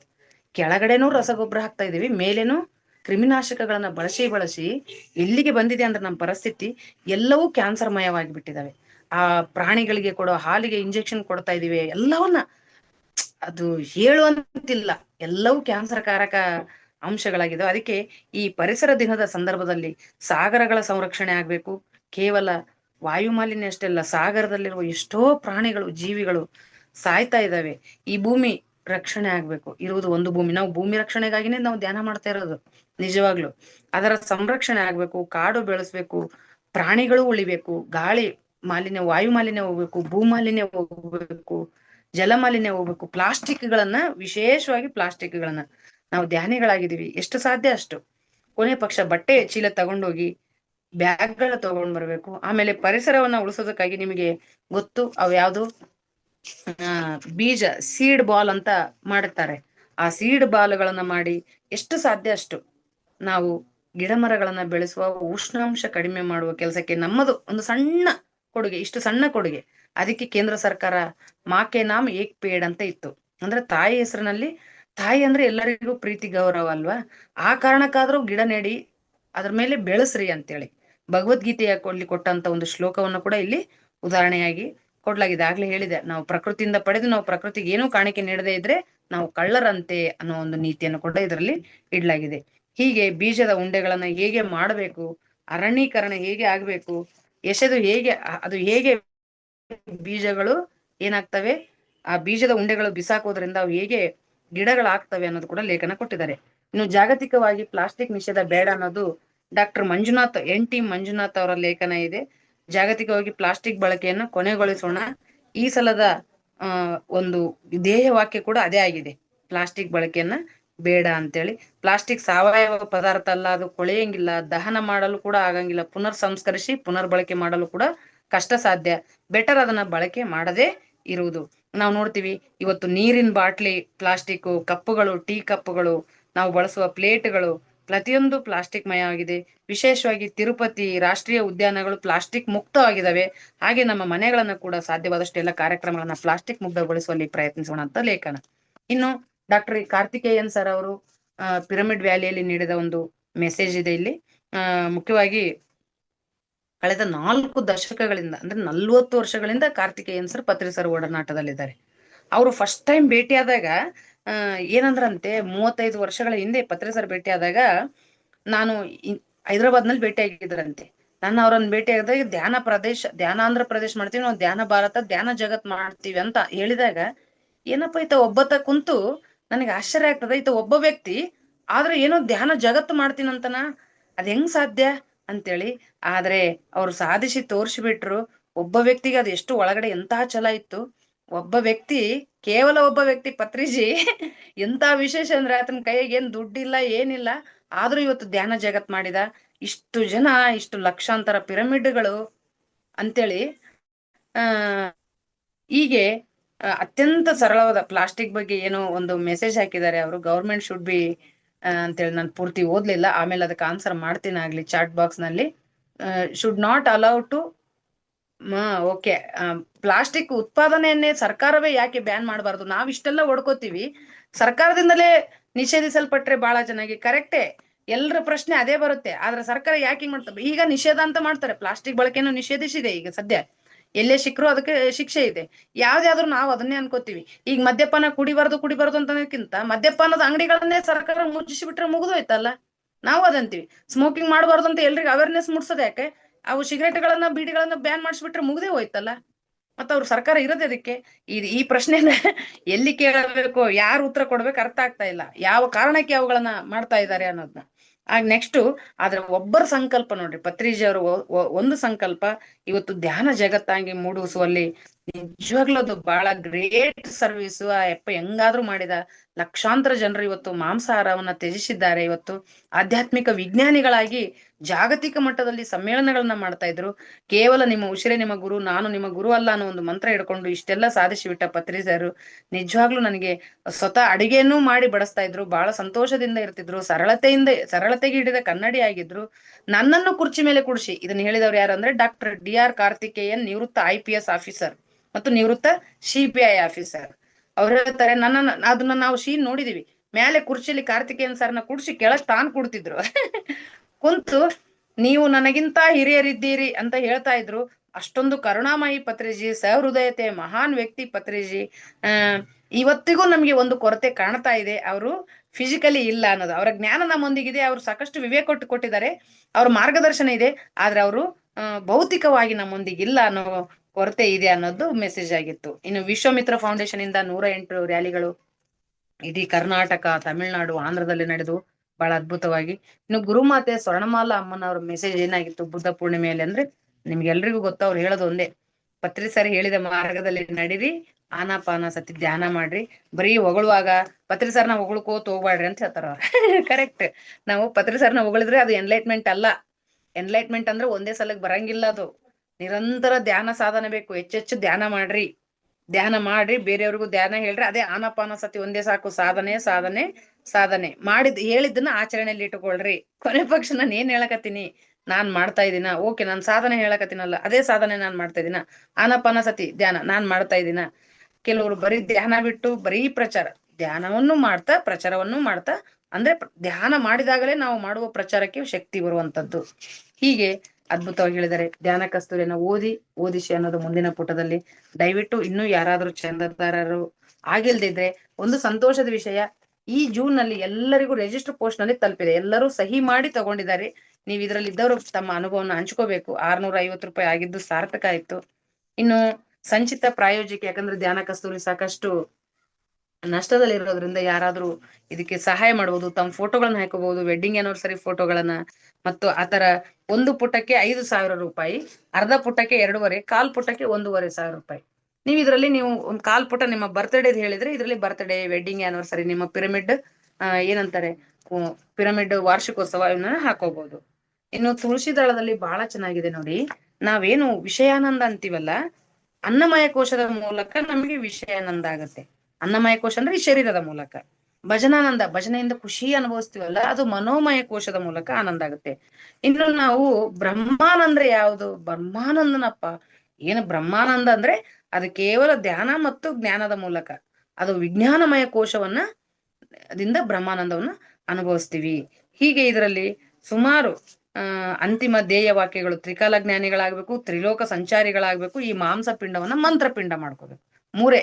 ನಾವು ತ್ರಿಕಾಲ ಜ್ಞಾನಿಗಳಾಗಬೇಕು, ತ್ರಿಲೋಕ ಸಂಚಾರಿಗಳಾಗ್ಬೇಕು ಧ್ಯಾನದ ಮೂಲಕ. ನಾರದ ಒಬ್ನೇ ತ್ರಿಲೋಕ ಸಂಚಾರಿ ಅಲ್ಲ. ನಾವು ಕಣ್ಣು ಮುಚ್ಚಿದ್ರೆ ಎಲ್ಲ ಲೋಕಗಳನ್ನು ಸಂಚರಿಸಬಲ್ಲೆವು. ಬರೀ 3 ಲೋಕ ಅಲ್ಲ, ಎಷ್ಟೋ ಲೋಕಗಳ ಆಸ್ಟ್ರಲ್ ಆಗಿ. ಆದ್ರಿಂದ ನಾವೆಲ್ಲರೂ ಅದು ಆಗ್ಬೇಕು ಅನ್ನೋದು ಹೇಳ್ತಾ ಇದ್ದಾರೆ ವೀರಬ್ರಹ್ಮೇಂದ್ರ ಸ್ವಾಮಿಗಳವ್ರದ್ದು. ಮತ್ತು ಮಾಂಸಪಿಂಡ, ಈ ಮಾಂಸಪಿಂಡವನ್ನ ಯಾವ ಪಿಂಡ ಮಾಡ್ಕೋಬೇಕು ಅಂದ್ರೆ ಮಂತ್ರಪಿಂಡವನ್ನಾಗಿ ಮಾಡ್ಕೋಬೇಕು. ಆಮೇಲೆ ನಾವ್ ಯಾವಾಗ್ಲೂ ತಕ್ಷಣದ ಕರ್ತವ್ಯ, ಈ ಪ್ರಸ್ತುತ ಯಾವ ಕೆಲಸ ಬೇಕು ಅದರಲ್ಲಿ ಇರ್ಬೇಕು. ಸತ್ಯ ಸಾಕ್ಷಾತ್ಕಾರ, ಆತ್ಮ ಸಾಕ್ಷಾತ್ಕಾರ, ದಿವ್ಯ ಜ್ಞಾನ ಪ್ರಕಾಶನದ ಮೂಲಕ ನಾವು ಧ್ಯಾನ ಸ್ಥಿತರಾಗಬೇಕು. ಮತ್ತೆ ಇಲ್ಲಿ ಇನ್ನೊಂದು ಯೋಗಿ ಆತ್ಮಕಥೆ ಪುಸ್ತಕದ ಮೂಲಕನೇ, ಇದು ಕಡ್ಡಾಯವಾಗಿ ಓದ್ರಿ ಅಂತಿದ್ರು ಯಾವಾಗ್ಲೂ ಪತ್ರಿ ಸರ್. ನೀವಾಗಲೇ ಓದಿರ್ತೀರಿ ಬಹಳ ಜನ. ಈ ಪುಸ್ತಕದ ಮೂಲಕನೇ ನಮಗೆ ಯುಕ್ತೇಶ್ವರ ಗಿರಿಗಳು, ಮುಖ್ಯವಾಗಿ ಅವ್ರು ಏನ್ ಹೇಳ್ತಾರೆ, ಈ ಪುಸ್ತಕದಿಂದನೇ ಮಹಾವತಾರ ಬಾಬಾಜಿ ಬಗ್ಗೆ ಗೊತ್ತಾಗ್ತದೆ ನಮಗೆ, ಯೋಗಿ ಆತ್ಮಕಥೆ. ಆಮೇಲೆ ಯುಕ್ತೇಶ್ವರ ಗಿರಿಗಳ ಪುನರುತ್ಥಾನ ಅಂತ ಒಂದು ಅಧ್ಯಾಯ ಇದೆ. ದಯವಿಟ್ಟು ಆ ಅಧ್ಯಾಯ ಎಲ್ಲರೂ ಓದ್ಬೇಕು ಅಂತ ಹೇಳ್ತಾರೆ. ಯಾಕೆಂದ್ರೆ ಯುಕ್ತೇಶ್ವರ ಗುರಿಗಳು ದೇಹ ತ್ಯಾಗ ಮಾಡಿದ್ಮೇಲೆ ಮತ್ತೆ ಅವರು ಸಶರೀರವಾಗಿ ಹಿಂತಿರುಗಿ ವಾಪಸ್ ಬಂದು ಮರಣ ಹೊಂದಿದ ನಂತರ ಮತ್ತೆ ಸಶರೀರವಾಗಿ ಬಂದು ಯೋಗಾನಂದರಿಗೆ ಮರಣಾನಂತರದ ಜೀವನವನ್ನ ಹೇಳ್ತಾರೆ. ನೋಡ್ರಿ, ಸತ್ತೋಗಿ 3 ದಿನ ಆದ್ಮೇಲೆ ಮತ್ತೆ ರಿಟರ್ನ್ ಬಂದು ಯೋಗಾನಂದರಿಗೆ ಮರಣಾನಂತರ ಜೀವನ ಹೇಗಿರುತ್ತೆ, ಎಲ್ಲೆಲ್ಲಿ ಹೋಗ್ತೀವಿ, ಯಾವ ಲೋಕಗಳಿಗೆ ಹೋಗ್ತೀವಿ ಅನ್ನೋದನ್ನ ಹೇಳ್ತಾರೆ. ಅದಕ್ಕೆ ಇಂಥ ಪುಸ್ತಕಗಳನ್ನ ಓದ್ಬೇಕು. ಮತ್ತೆ ಸ್ವಾಮಿ ರಾಮ ಅವರದು ಅದೇ ಹಿಮಾಲಯದ ಮಹಾತ್ಮರ ಸನ್ನಿಧಿಯಲ್ಲಿ ಆ ಪುಸ್ತಕ ಓದ್ಬೇಕು. ಕಡ್ಡಾಯವಾಗಿ ಸ್ವಾಧ್ಯಾಯದ ಬಗ್ಗೆ ಹೇಳ್ತಾ ಇದ್ದಾರೆ ಪತ್ರಿ ಸರ್. ಏನು 1 ಗಂಟೆ ಸ್ವಾಧ್ಯಾಯದಿಂದ ಮನುಷ್ಯನ 4ನೇ ಶರೀರ ಅಂದ್ರೆ ಯಾವುದು, ವಿಜ್ಞಾನಮಯ ಕೋಶ ಶುದ್ಧಿ ಆಗ್ತದೆ. ಅದಕ್ಕೆ ಪ್ರತಿದಿನ ಧ್ಯಾನ, ಸ್ವಾಧ್ಯಾಯ, ಸಜ್ಜನ ಸಾಂಗತ್ಯ ಇರಬೇಕು. ಇನ್ನು ಮುಖ್ಯವಾಗಿ ಓಶೋ ಅವರ ಪುಸ್ತಕ ಯಾವ್ದಂದ್ರೆ ಸೆಕ್ಸ್ ಟು ಸೂಪರ್ ಕಾನ್ಶಿಯಸ್ನೆಸ್, ಅಂದ್ರೆ ಸಂಭೋಗದಿಂದ ಸಮಾಧಿಯ ಕಡೆಗೆ. ಅಂದ್ರೆ ಈ ಸಂಭೋಗ ಅನ್ನೋದು ಸಮಾಧಿಗೆ ಅಡ್ಡ ಆಗಂಗಿಲ್ಲ. ಅದು ಹೇಗೆ ಅಂತೇಳಿ ಹೇಳ್ತಾ, ಓಶೋ ಅಂದ್ರೆ ವಾರೆವಾ ಗ್ರೇಟ್ ಮಾಸ್ಟರ್ ಅಂತ ಹೇಳ್ತಾರೆ ಪತ್ರಿ ಸರ್. ಯಾಕಂದ್ರೆ ನಾ ಭೂತೋ ನಾ ಭವಿಷ್ಯತಿ 650 ಪುಸ್ತಕ ಕೊಟ್ಟಿದ್ದಾರೆ. ನೂತನ, ನಿಸ್ಸಂಕೋಚ, ನಿಶ್ಚಯ, ನಿತ್ಯಾನಂದಮಯ ಆದ ಜೀವನ ಶೈಲಿಯನ್ನು ದೇವಲೋಕದಿಂದ ಭೂಮಿಗೆ ಇಳಿಸಲು ಸಾಹಸ ಪಟ್ಟ ದಿವ್ಯ ಮೂರ್ತಿನೇ ರಜನೀಶ್ ಅಂತ. ಆ ದೇವಲೋಕವನ್ನೇ ಈ ಭೂಮಿಯಲ್ಲಿ ಇಳಿಸ್ಲಿಕ್ಕೆ ಪ್ರಯತ್ನ ಪಟ್ಟ ಸಾಹಸಿ ಯಾರು ಅಂದ್ರೆ ಅದು ಓಶೋ ರಜನೀಶ್ ಅಂತೇಳಿ. ಎಷ್ಟೋ ಜನರಿಗೆ ಓಶೋ ಅವ್ರ ಬಗ್ಗೆ ದುರಭಿಪ್ರಾಯ ಇದೆ, ಅಂದ್ರೆ ಕೆಟ್ಟ ಅಭಿಪ್ರಾಯ ಇದೆ.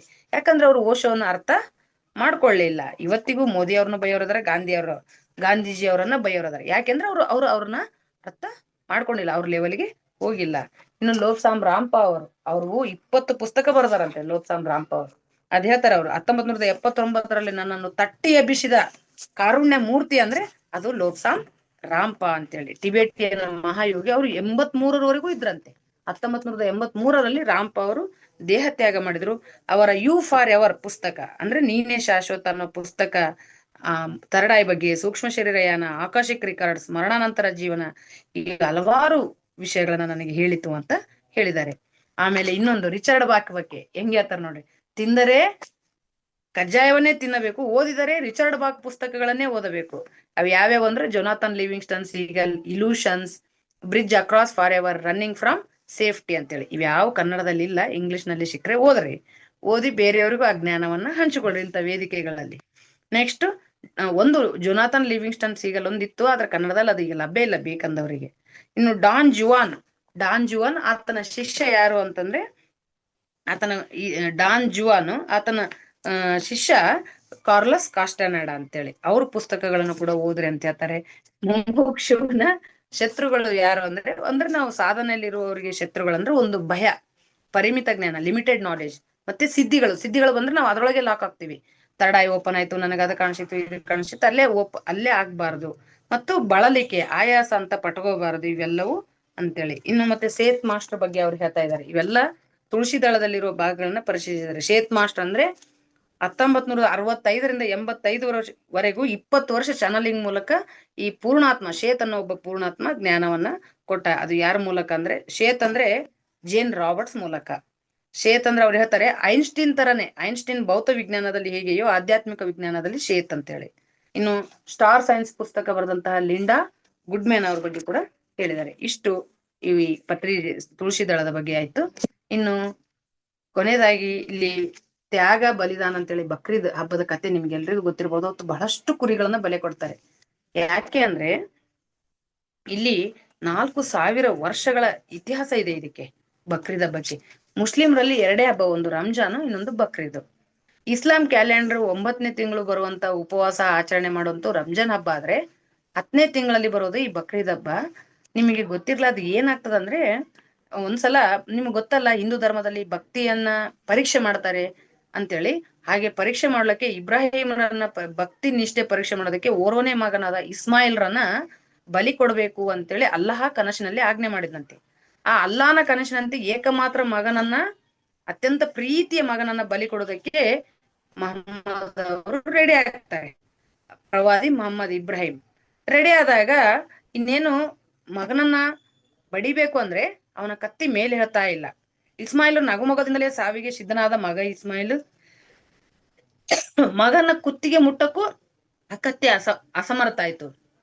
ಅವಾಗ ಇಸ್ಮಾಯಿಲ್ ಹೇಳ್ತಾನಂತೆ, ಅಪ್ಪ, ಪುತ್ರ ವಾತ್ಸಲ್ಯ ನಿಮಗೆ ಅಡ್ಡ ಬರ್ತಾ ಇದೆ, ಕಣ್ಣಿಗೆ ಬಟ್ಟೆ ಕಟ್ಟಿಕೊಂಡು ಹೊಡೀರಿ ಅಂತ. ಕಣ್ಣಿಗೆ ಬಟ್ಟೆ ಕಟ್ಟಿಕೊಂಡು ಮೊಹಮ್ಮದ್ ಏನ್ ಮಾಡ್ತಾನೆ, ಪ್ರವಾದಿ ಇಬ್ರಾಹಿಂ ಇಸ್ಮಾಯಿಲ್ಗೆ ಹೊಡೆದಾಗ ಕೂಡ ಅದು ಬಟ್ಟೆ ಕಟ್ಟಿಕೊಂಡ್ರು ಕೂಡ ಪ್ರಯತ್ನ ಸಾಧ್ಯ ಆಗಂಗಿಲ್ಲ. ಇದೇ ವೇಳೆ ಪ್ರತ್ಯಕ್ಷನಾದ ದೇವದೂತ ಜಿಬ್ರಾಯಿಲ್ ಏನಂತ ಹೇಳ್ತಾನಂದ್ರೆ, ಇಸ್ಮಾಯಿಲರನ್ನು ಬದಲಾಗಿ ಒಂದು ಕುರಿಯನ್ನು ಬಲಿ ಕೊಡಿ ಅಂತೇಳಿ. ಅದನ್ನೇ ಹಿಡ್ಕೊಂಡು ಇವತ್ತಿಗೂ ಸಾವಿರಾರು ಕುರಿಗಳನ್ನ ಬಲಿ ಕೊಟ್ಟು ಬಕ್ರೀದ್ ಹಬ್ಬವನ್ನ ಬಹಳ ಅತ್ಯಂತ ಹಿಂಸಾತ್ಮಕವಾಗಿ ಮಾಡಿದ್ದಾರೆ. ನಿಜವಾಗ್ಲೂ ಅದಲ್ಲ, ತ್ಯಾಗ ಬಲಿದಾನ ಅಂದ್ರೆ ಎಲ್ಲಾ ಪ್ರಾಣಿಗಳ ಜೊತೆ ಪ್ರೀತಿಯಿಂದ ಇರ್ಬೇಕು ಅನ್ನೋ ಸಂದೇಶವನ್ನ ಮರೆತು ಹಿಂಸಾತ್ಮಕವಾಗಿ ಮಾಡಿದ್ದಾರೆ ಅನ್ನೋದು ಕೂಡ ಇದೆ. ಇನ್ನು ಪಿರಮಿಡ್ ಜೇತವನಂ ಬಗ್ಗೆ ಒಂದು ಲೇಖನ ಲಲಿತಾ ನಾರಾಯಣ್ ಮೇಡಮ್ ಅವರು ಕಟ್ಟಿಕೊಟ್ಟಿದ್ದಾರೆ. ನಿಜವಾಗ್ಲೂ ದಯವಿಟ್ಟು ನಿಮ್ಮೆಲ್ರಿಗೂ ಒಂದು ರಿಕ್ವೆಸ್ಟ್, ಪಿರಮಿಡ್ ಜೇತವನಂ ಇಷ್ಟು ಅದ್ಭುತ ಪ್ರದೇಶ. ನಾನು 5-6 ದಿನಗಳ ಕಾಲ ಅಲ್ಲಿ ಇದ್ದಿದ್ದೆ. ಅದರದ್ದೇ ಒಂದು ಪಾಂಪ್ಲೆಂಟ್ ಇಟ್ಟು ಹುಡುಕ್ತಾ ಇದ್ದೀನಿ ನಾನು. ಇಲ್ಲಿ ಸುಮಾರು 85 ಪಿರಮಿಡ್ಗಳು ಸುಧಾಕರ್ ಮತ್ತು ಪ್ರಭಾಕರ್ ಅಂತೇಳಿ ಇಬ್ರು ಋಷಿಗಳು ಹಿಂದಿನ ಜನ್ಮದಲ್ಲಿ ಅವ್ರು ನಿರ್ಮಾಣ ಮಾಡಿರುವಂತದ್ದು. 20 ಎಕರೆ ಭೂಮಿ. ಪ್ರತಿ ತಿಂಗಳ 23ರಿಂದ, ಇದು ತಿರುಪತಿಯಿಂದ 50 ಕಿಲೋಮೀಟರ್ ದೂರದಲ್ಲಿದೆ.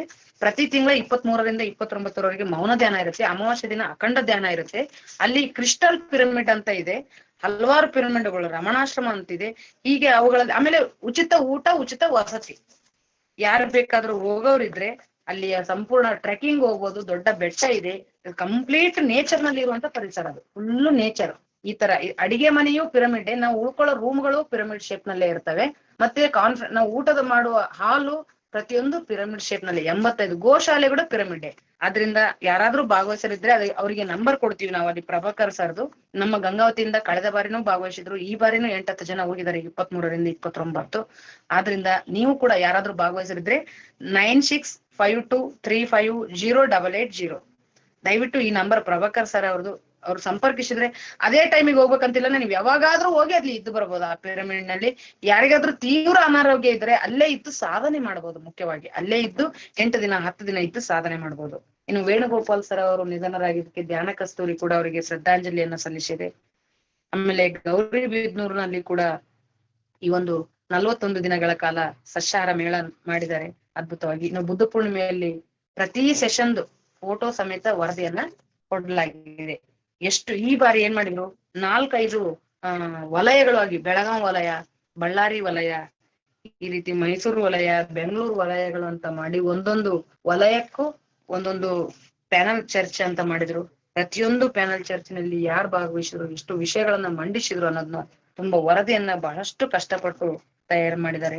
ಲಲಿತಾ ಸಹಸ್ರನಾಮದ ಅಂತರಾರ್ಥ ಕೂಡ ಅರ್ಥಪೂರ್ಣವಾಗಿ ಬಂದಿದೆ. ಅದಾದ್ಮೇಲೆ ಅರ್ಚನಾ ಚಿಕ್ಕಬಳ್ಳಾಪುರ ಅವರು ಪ್ರತಿ ತಿಂಗಳು ಕೊಡ್ತಿದ್ದಾರೆ. ಯೋಗ ವಾಸಿಷ್ಠ, ಇದು ಕೂಡ ವಶಿಷ್ಠರಿಗೂ ಮತ್ತು ರಾಮನಿಗೂ ನಡೆದ ಸಂದೇಶ. ಇನ್ನು ಧ್ಯಾನಾನುಭವದಲ್ಲಿ ಈ ಬಾರಿ ಸುಧೀರ್ ಅಂತೇಳಿ, ಸತ್ಯ ಸುಧೀರ್ ಹೊಸಪೇಟೆ ಅವ್ರದ್ದು ತಮ್ಮ ಅನುಭವ ಪೂರ್ವಕ ಏನೇನು ಧ್ಯಾನದಲ್ಲಿ ನನಗೆ ಹೀಗಾಯ್ತು, ಎಷ್ಟು ಪ್ರಶಾಂತತೆ ಬಂದಿದೆ, ಹಿಂಸೆ ನಾನು ಎಂತಲ್ಲಿ ಹೋದ್ರು ಹಿಂಸೆ ಅನುಭವಿಸ್ತಾ ಇಲ್ಲ, ಚಿಕ್ಕ ವಯಸ್ಸಿನಲ್ಲಿ ಇದು ಎಲ್ರಿಗೂ ಸಿಗಬೇಕು, ಆಮೇಲೆ ನನಗೆ ಯಾವ ರೀತಿ ಅನುಭವಗಳು ಆಗಿದಾವೆ ಉಸಿರಾಟದ ವಿಷಯದಲ್ಲಿ, ಅವೆಲ್ಲ ನನ್ನ ತಮ್ಮ ಅನುಭವಗಳನ್ನ, ಧ್ಯಾನದ ಅನುಭವಗಳನ್ನ, ಸುಖ ಶಾಂತಿ ನೆಮ್ಮದಿಯಿಂದ ಇರೋದಕ್ಕೆ ಇದು ಅಗತ್ಯ ಅನ್ನೋದನ್ನ ಹೇಳಿದ್ದಾರೆ. ಇನ್ನು ಕೊನೆಯದಾಗಿ ಸ್ವರ್ಣಾಮೃತ ಪುಸ್ತಕ, ಇದು ಬಹಳ ಅದ್ಭುತ ಇದೆ. ಇದೊಂದು ಸ್ವಲ್ಪ 2 ನಿಮಿಷ ಆಗುತ್ತೆ. ಏನು ಸ್ವರ್ಣಾಮೃತ, ಸ್ವರ್ಣ ಅಮೃತ ಮೇಡಮ್ ಅವ್ರದ್ದು PSSM ನೋಡ್ರಿ. ನಮ್ಗೆ ಅನ್ಟೋಲ್ಡ್ ಸ್ಟೋರಿ ಆಫ್ ಸೀತಾ ಅಂತೀವಿ, ಇದು ಅನ್ಟೋಲ್ಡ್ ಸ್ಟೋರಿ ಆಫ್ PSSM ಅಂತ ಪತ್ರಿಕೆಯಲ್ಲಿ ಹೇಳ್ತಾ ಇದ್ರು. ನಿಜವಾಗ್ಲೂ ಸ್ವರ್ಣಮಾಲ ಅಮ್ಮನವ್ರು ಇಷ್ಟೆಲ್ಲಾ ಕಷ್ಟಗಳು, ಒಬ್ಬ ಯೋಗಿಯ ಹೆಂಡತಿ ಆಗೋದಂದ್ರೆ ಸುಮ್ನೆ ಅಲ್ಲ. ಅವ್ರು ಹೇಳ್ತಾರೆ, ನಾನು ಏನನ್ನ ನೋಡಿ ನನಗೆ ಮದ್ವೆ ಆದ್ರು ಅಂತ ನನಗೆ ಅರ್ಥ ಆಗ್ಲಿಲ್ಲ ಮೇಡಮ್ ಅವರು. 74ರಲ್ಲಿ ಯಾದಗಿರಿ ಗುಟ್ಟದಲ್ಲಿ ಅವ್ರ ಮದ್ವೆ ಆಗುತ್ತೆ. ಪತ್ರಿಜಿ ಸರ್ ಅವ್ರ ಜೊತೆ ಯಾರ ಮದ್ವೆ? ಸ್ವರ್ಣಮಾಲಾ ಅಮ್ಮನವರ ಮದ್ವೆ ನರಸಿಂಹಸ್ವಾಮಿ ದೇವಾಲಯ ಇದೆ ಯಾದಗಿರಿ ಗುಟ್ಟದಲ್ಲಿ. 74ರಲ್ಲಿ ಮದ್ವೆ ಆಯ್ತು. ಆಮೇಲೆ ಅಲ್ಲಿ ಯಾವುದೇ ಉದ್ಯೋಗ ಇರ್ಲಾರ ಸಲ ಇವ್ರು ಕರ್ನೂಲಿಗೆ ಉದ್ಯೋಗಕ್ಕೆ ಹೋಗ್ತಾರೆ.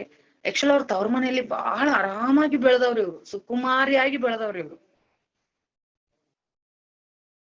ಆದ್ರೆ ಇವರಿಂದ ಬಹಳಷ್ಟು ಕಷ್ಟಗಳನ್ನ ಅನುಭವಿಸ್ಬೇಕಾಯ್ತು ನನ್ನಿಂದ ಅಂತ ಹೇಳ್ತಾರೆ ಪತ್ರಿ ಸರ್. ನಾನು ರಾತ್ರಿ ಎಲ್ಲಾ ಕ್ಲಬ್ಗಳಲ್ಲಿ ಇಸ್ಪೀಟ್ ಆಡಿ ಬೆಳಿಗ್ಗೆ ಮನೆಗೆ ಹಿಂತಿರುಗ್ತಾ ಇದ್ದೆ. ನಾನ್ ಸದಾನಂದ ಯೋಗಿ ಅವ್ರು ಸಿಕ್ಕ ಮೇಲೆ ಕೂಡ ನಾನು ಹೆಚ್ಚು ಅಲ್ಲೇ ಸಮಯ ಕಳೀತಾ ಇದ್ದೆ. ಆದ್ರೆ ಅದೆಲ್ಲದಕ್ಕೂ ಅವಳು ನನಗ್ ಸಹಕರಿಸಿದ್ಲು. 1984ರಲ್ಲಿ ಧ್ಯಾನವನ್ನು ಪ್ರಾರಂಭಿಸಿ ಕೇವಲ 15 ದಿನಗಳಲ್ಲಿನೇ ಅದ್ಭುತ ಮಾಸ್ಟರ್ ಆಗ್ಬಿಟ್ರು. ಪೂಜಾ ಬೋರ್ಡ್ ಹಾಕ್ತಿದ್ವಿ ನಾವು. ಆಕೆಗೆ ಯೇಸು ಕ್ರಿಸ್ತರ್ ಅವರು ಅವರಿಗೆ ಹೀಲಿಂಗ್ ಮಾಡುವಂತ ಟೆಕ್ನಿಕ್ ಅನ್ನ ಹೇಳಿಕೊಟ್ಟಿದ್ರು. ಹೀಗೆ ಧ್ಯಾನದಲ್ಲಿ ಕುಂಡಲಿನಿ ಶಕ್ತಿಯನ್ನ ಜಾಗೃತಿ ಮಾಡಿಕೊಂಡು ಬಹಳ ಮಹತ್ವರವಾದ ಅನುಭವಗಳನ್ನ ಪಡಿತಾರೆ. 98ರಲ್ಲಿ ನಾನು ಉದ್ಯೋಗ ಬಿಟ್ರು ಕೂಡ ಅವಾಗೂ ನನಗೆ ಏನು ಬೈಲಿಲ್ಲ ಅಂತ ಪತ್ರಿ ಸರ್ ಹೇಳ್ತಾರೆ. ನಾನೇನೋ ಅಲೆಮಾರಿ, ಅಹಂಕಾರಿ. ಯಾರ ಅಲೆಮಾರಿ? ಪತ್ರಿ ಸರ್ ಹೇಳ್ತಾರೆ, ನಾನು ಅಲೆಮಾರಿ ಮತ್ತು ಅಹಂಕಾರಿ, ಆದ್ರೆ ಆಕೆ ಏನೋ ಎಲ್ಲರನ್ನೂ ಆಧರಿಸುವ ಸಾಧ್ವಿ ಮತ್ತು ಯೋಗಿನಿ. ಆಕೆ ಎಷ್ಟೋ ಜ್ಞಾನಿಯಾಗಿದ್ಲು, ವಿನಯವಿದೆ, ಅಪಾರವಾದ ಸ್ಪಷ್ಟತೆ ಇದೆ. She is very very great master. ನೋಡ್ರಿ, ಅದಕ್ಕೆ ಪತ್ರಿ ಸರ್ ಆಕಿನ ಬಗ್ಗೆ ಎಲ್ರಿಗೂ ಗೊತ್ತಾಗ್ಲಿ ಅಂತ ಸ್ವತಃ ತಾವೇ ಹೇಳಿ, ಚಂದು ಸರ್ ಹೇಳಿ ಸ್ವರ್ಣಾಮೃತಂ ಅಂತ ಹೇಳಿ 100 ಎಪಿಸೋಡ್ಗಳು ಬಂದು 100 ಎಪಿಸೋಡ್ಸ್. ಯಾಕಂದ್ರೆ ಆ ಮೂಲಕ ಅವರಿಗೆ ಗೊತ್ತಾಗ್ಬೇಕು. ಒಬ್ಬ ಕಬೀರರ ಹೆಂಡತಿನೂ ಅಷ್ಟೇ ಬಹಳಷ್ಟು ಅನುಭವಿಸಿದ್ರು. ಹಾಗೆ ನನ್ನಲ್ಲಿ ಏನು ನೋಡಿ ವಿವಾಹವಾದಳೋ ತಿಳಿಯೋದು. ನನ್ನ ಹತ್ರ ಹಣ ಇರ್ಲಿಲ್ಲ, ಉದ್ಯೋಗ ಇರ್ಲಿಲ್ಲ, ನಾನೇನು ಸುಂದರಾಂಗನೂ ಅಲ್ಲ. ಒಂದು ಸಿನಿಮಾಕ್ ಹೋಗ್ಬೇಕಾದ್ರೂ ಬೇರೆಯವ್ರ ಹತ್ರ ಹಣ ಕೇಳಬೇಕಾಗಿತ್ತು ನನ್ನ ಪರಿಸ್ಥಿತಿ. ಆದ್ರೂ ಅಂತದ್ನ ನೋಡಿ ಕೂಡ, ಯಾಕಂದ್ರೆ ಅದೆಲ್ಲ ಲೈಫ್ ಡಿಸೈನ್ ಅಂತ ಇರುತ್ತೆ, ಏನು ನೋಡೋದು ಬೇಕಿಲ್ಲ. ಇದೆಲ್ಲ ಲೈಫ್ ಡಿಸೈನ್. ಸ್ವರ್ಣಮಾಲಾಮ್ಮನವ್ರ ಲೈಫ್ ಡಿಸೈನ್ ಅಷ್ಟೇ. ಅವರ ಕುಟುಂಬಕ್ಕೆ ನಮ್ಮ ಕುಟುಂಬಕ್ಕೆ ಬಹಳ ವ್ಯತ್ಯಾಸ. ಅವ್ರ ತವ್ರ ಮನೆಯಲ್ಲಿ ಬಹಳ ಸುಖ, ನಮ್ಮ ಮನೆಯಲ್ಲಿ ಬರೀ ಜಗಳಗಳಂತೆ. ನೋಡ್ರಿ, ಆಕೆಯ ಬಾಲ್ಯ ತುಂಬಾ ಆನಂದವಾಗಿತ್ತು, ಮುದ್ದಾಗಿತ್ತು. ಆದ್ರೆ ನಮ್ಮ ಮನೆಯಲ್ಲಿ ಅಷ್ಟ ಹಾಗಿರ್ಲಿಲ್ಲ. ಯಾಕಂದ್ರೆ ನಮ್ಮ ಅವ್ರ ತಂದೆಯವ್ರದ್ದು ಸಾಧಾರಣ ಕುಟುಂಬವಾಗಿದ್ರು. ಹಾಯಾಗಿ ಸಂತೋಷವಾಗಿ ಇರ್ಬೋದು ಅಂತ ಅನ್ಕೊಂಡು ಆಕಿ ನನ್ನ ಮದುವೆ ಆಗಿದ್ಲು. ಆದ್ರೆ ಸಂಸಾರದಲ್ಲಿದ್ದೇ ನಿರ್ವಾಣ ಸಾಧಿಸುವುದು ಅಂತ ಇವಳು ಸಾಬೀತುಪಡಿಸಿದ್ರು. ಅದೇ ಮಹಿಳೆಯ ಶ್ರೇಷ್ಠತೆ ಅಂತೇಳಿ. ಆದ್ರೆ ನೋಡ್ರಿ, ಸ್ವರ್ಣಮಾಲಾ ಅಮ್ಮನವರ ಕತೆ ಕೇಳೋದ್ರಿಂದ ನಮಗೆ ಸ್ಫೂರ್ತಿ ಆಗುತ್ತೆ. ಈ PSSM ನಲ್ಲಿರುವ ಎಲ್ಲ ಮಹಿಳೆಯರಿಗೆ ಸ್ಫೂರ್ತಿ ಆಗ್ಲಿ, ಎಷ್ಟು ನೋವು ಕಷ್ಟಗಳ ಇರ್ತವೆ, ಅದನ್ನ ಹೇಗೆ ಭರಿಸ್ಬೇಕು ಅನ್ನೋದು. ನಾನು ಆಕೆಗೆ ಇಷ್ಟೊಂದು ಕಷ್ಟಗಳನ್ನು ನೀಡಿದರೂ ಬದುಕು ಸಾಗಿಸಿದಳು. ಆಕೆ ಎಷ್ಟ್ ನೋಡ್ರಿ, ಏನೇ ಕಷ್ಟ ಕೊಟ್ಟರು ಆಕೆ ಆರಾಮಾಗಿ ಬದುಕು ಸಾಗಿಸ್ಲಿ. ಈಗಲೂ ಕೂಡ ಅಷ್ಟೇ ಛಲದಿಂದ ಅದರ ಅವರು. ಅದಕ್ಕೆ ಎಲ್ಲರೂ ಅವರವರ ಜೀವನವನ್ನು ಒಪ್ಪಿಕೊಂಡೇ ಇಲ್ಲಿಗೆ ಬಂದಿದ್ದಾರೆ. ನಾವು ಇಲ್ಲಿ ರಿಹರ್ಸಲ್ಸ್ ಅಲ್ಲೇ ಆಗಿದಾವೆ, ಮೇಲಿನ ಲೋಕದಲ್ಲೇ ರಿಹರ್ಸಲ್ ಆಗಿದಾವೆ. ಇಲ್ಲಿ ಪ್ರಾಕ್ಟಿಕಲ್ ನಾಟಕ ನಡೆದಿದೆ.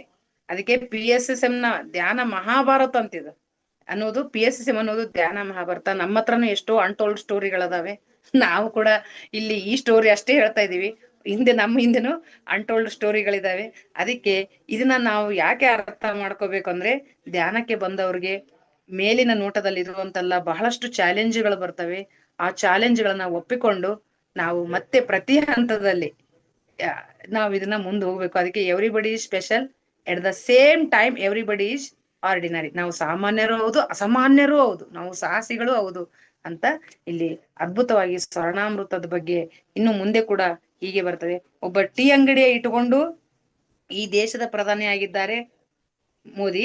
ಹಾಗೆ ಒಬ್ಬ ಪೋರ್ಬಂದರ್ನಲ್ಲಿ ಹುಟ್ಟಿದ ಒಬ್ಬ ಸಾಮಾನ್ಯ ವ್ಯಕ್ತಿ ಮಹಾತ್ಮ ಆಗಿ ರಾಷ್ಟ್ರಪಿತ ಆಗಿಬಿಟ್ಟ. ನಮಗೆ ಯಾಕೆ ಸಾಧ್ಯವಿಲ್ಲ? ನಾವೇಕೆ ಸಾಧಿಸಬಾರದು? ನಾವು ಸಾಧಿಸಬಲ್ಲೆವು ಅಂತ ಹೇಳ್ತಾ, ಓಶೋರವರ ಜೀವನ ಚರಿತ್ರೆ ಇರುವ ಒಂದು ಪುಸ್ತಕವು ಲೋಕದಲ್ಲಿರುವ ಅಜ್ಞಾನವನ್ನು ಎತ್ತಿ ತೋರಿಸಿತ್ತು. ಹಾಗೆ ಇಲ್ಲಿ ಸಹಿಸಲಾರದೆ ಓಶೋರವರನ್ನು ಕೊಂದ್ರು ಅವರು. ಯಾಕಂದ್ರೆ ಅಷ್ಟು ಕೆಲಸ ಮಾಡಿರೋದ್ರಿಂದ ಓಶೋರ ಒಂದು ಪುಸ್ತಕ ಎಷ್ಟೋ ಲೋಕದ ಜ್ಞಾನವನ್ನ ನೀಡ್ತದಂತೆ. ಜ್ಞಾನಿಗಳಿಗೆ ಜ್ಞಾನದ ಫಸಲನ್ನು ಸಮೃದ್ಧವಾಗಿ ನೀಡಿತು. ಆದ್ರೆ ಅಜ್ಞಾನಿಗಳು ಸಹಿಸಲಾರದೆ ಓಶೋರವರನ್ನ ಕೊಂದ್ರು. ಹಾಗೆಯೇ ಇಲ್ಲಿ ಒಬ್ಬ ವ್ಯಕ್ತಿಯನ್ನು ನೋಡಿ ನಾವು ಬಹಳಷ್ಟು ಕಲಿತುಕೊಳ್ಳೋದಿದೆ, ವಿಶೇಷವಾಗಿ ಸ್ವರ್ಣಾಮೃತ. ಸ್ವರ್ಣಾಮೃತ ಅನ್ನೋದು ಒಂದು ಅದ್ಭುತ ಪುಸ್ತಕ. ಸದ್ಯ ತೆಲುಗುದಲ್ಲಿ ಲಭ್ಯ ಇದೆ, ಕನ್ನಡದಲ್ಲಿ ಇಷ್ಟು ಟ್ರಾನ್ಸ್ಲೇಟ್ ಆಗಿ ಮುಂದಿನ ದಿನ ಮೋಸ್ಟ್ಲಿ ಡಿಸೆಂಬರ್ನಿಗೆಲ್ಲ ಕನ್ನಡದಲ್ಲೂ ಲಭ್ಯ ಇದೆ. ಸದ್ಯಕ್ಕೆ ಇಷ್ಟನ್ನು ಓದಿ ಅಂತ ಹೇಳ್ತಾ, ಈ ಕೃತಿಯನ್ನು ಪರಿಶೀಲಿಸಿದವರಿಗೂ ಥ್ಯಾಂಕ್ಸ್ ಹೇಳ್ತಾ, ನನಗೆ ಇಲ್ಲಿ ಅವಕಾಶ ಕೊಟ್ಟದಕ್ಕಾಗಿ ವಿಶೇಷವಾಗಿ ಶಾಂತಲಾ ಮೇಡಮ್ ಅವರಿಗೆ ಇಷ್ಟು ಸಹನೆಯಿಂದ ನನ್ನೊಂದಿಗೆ ಇಲ್ಲಿವರೆಗೂ 58 ಜನ ಇದ್ದೀರಿ. ನಿಮ್ಮೆಲ್ರಿಗೂ ಧನ್ಯವಾದಗಳು. ದಯವಿಟ್ಟು ನಾನು ಕೆಲವು ಪ್ರಶ್ನೆಗಳು, ಎಲ್ರಿಗೂ ಅನ್ಮ್ಯೂಟ್ ಆಪ್ಷನ್ ಕೊಡಿ ಮೇಡಮ್, ನೋಡೋಣ ಎಷ್ಟು ಜನರಾದ್ರೂ ಉತ್ತರ ಕೊಡ್ತಾರೇನೋ. ಆಧ್ಯಾತ್ಮಿಕ ಪ್ರಶ್ನೋತ್ತರಗಳಲ್ಲಿ ಎಷ್ಟಾಗ್ತದೋ ಅಷ್ಟು ಉತ್ತರ ಕೊಡಿ, ಇಲ್ದೇ ಇದ್ರೆ ನಾನಂತೂ ಉತ್ತರ ಹೇಳ್ತೇನೆ. ಇಲ್ಲಿ ನಿಶ್ಚಲ ತತ್ವೇ ಜೀವನ್ ಮುಕ್ತಿ ಯಾವ ಗ್ರಂಥದಲ್ಲಿ ಹೇಳಲಾಗಿದೆ? ಈ ಒಂದು ಮಾತು, ಈ ಒಂದು ವ್ಯಾಖ್ಯೆ ಅದ್ಭುತವಾಗಿದೆ.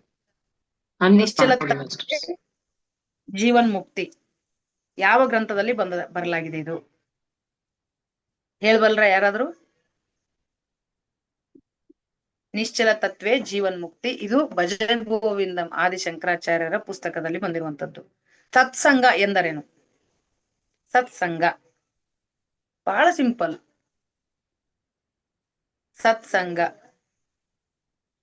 ಅನ್ಮ್ಯೂಟ್ ಆಪ್ಷನ್ ಕೊಟ್ಟಿದೆ ಮಾಸ್ಟರ್ಸ್. ಓಕೆ, ಭಜ ಗೋವಿಂದಂ. ಓಕೆ, ರೇಖಾ ಮೇಡಮ್ ಹೇಳಿದ್ದಾರೆ, ಥ್ಯಾಂಕ್ ಯು. ಸತ್ಸಂಗ ಯಾವ ಅರ್ಥ ಏನು? ಬಹಳ ಸಿಂಪಲ್. ಸಜ್ಜನರ ಸಾಂಗತ್ಯ, ಸತ್ಯ ತಿಳಿದವರು. ಯಾವ ಸತ್ಯ? ಆಗ್ಲೇ ಹೇಳಿದೀನಿ ಫಸ್ಟಿಗೆ ಬಂದಾಗ, ಸತ್ಯವನ್ನು ನಾನು ಸತ್ಯಕ್ಕಾಗಿ ಹುಡುಕಾಡಿದೆನು, ಸತ್ಯವನ್ನು ತಿಳ್ಕೊಂಡೆ. ಏನಂದ್ರೆ ವಿ ಆರ್ ಗಾಡ್ಸ್, ಅಂದ್ರೆ ನಾವು ಆತ್ಮ ಪದಾರ್ಥ ಅನ್ನೋದೇ ಮುಖ್ಯ ಸತ್ಯ. ಓಕೆ, ಭಗವದ್ಗೀತೆಯಲ್ಲಿ ಎಷ್ಟು ಅಧ್ಯಾಯಗಳಿವೆ, ಎಷ್ಟು ಶ್ಲೋಕಗಳಿವೆ ಹೇಳಿ ಮಾಸ್ಟರ್ಸ್. ಭಗವದ್ಗೀತೆಯಲ್ಲಿ ಎಷ್ಟು ಅಧ್ಯಾಯಗಳಿವೆ? Very good, 18. Sridevi madam, thank you. ಶ್ಲೋಕಗಳೆಷ್ಟಿದಾವೆ? ಎಷ್ಟು ಶ್ಲೋಕ? Very good Rekha madam, 700. Thank you. Ramana ಮಹರ್ಷಿಗಳ ಸಮಾಧಿ ಇರುವ ಆಶ್ರಮ ಯಾವ ಊರಲ್ಲಿದೆ? ರಮಣ ಮಹರ್ಷಿಗಳ ಆಶ್ರಮ ಸಮಾಧಿ ಇರುವ, okay, Arunachala. Very good, very good. Arunachalam, very good. ಅರುಣಾಚಲಮು ಅದು ಆಕ್ಚುಲಿ ಓಕೆ, ತಮಿಳುನಾಡಿನ ಅರುಣಾಚಲಂ. ದಿ ವೈಟ್ ಬುಕ್ ಕೃತಿಯ ಕರ್ತೃ ಯಾರು? ಈ ಪುಸ್ತಕದವನ್ನು ಯಾರು ಬರೆದ? The white book.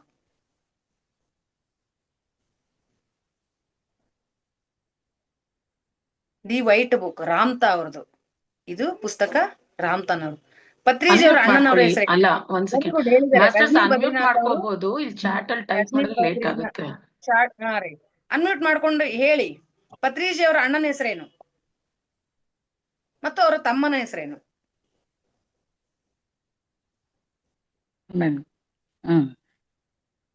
Madam Bhaja Govindam ಇದರಲ್ಲಿ ಫಸ್ಟ್ ಕ್ವಶನ್ ಗೆ ಆಯ್ತು. ನಿಶ್ಚಲ ತತ್ವ ಅದು ಮುಗಿತು, ಒಂದೇ ಅಧ್ಯಾಯ, ಒಂದೇದು. ಈಗ ಕ್ವಶನ್ 7ರಲ್ಲಿ ಪತ್ರಿಜಿ ಅವರ ಅಣ್ಣ.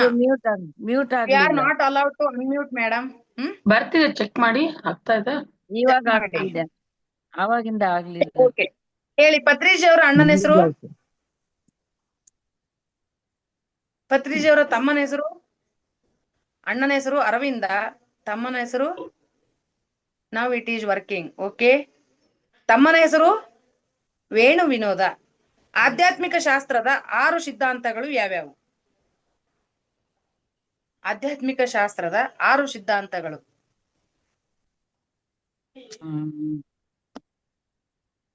ಹೇಳ್ಬೋದಾ? ಒಂದೆರಡರ ಹೇಳ್ರಿ ನೋಡೋಣ.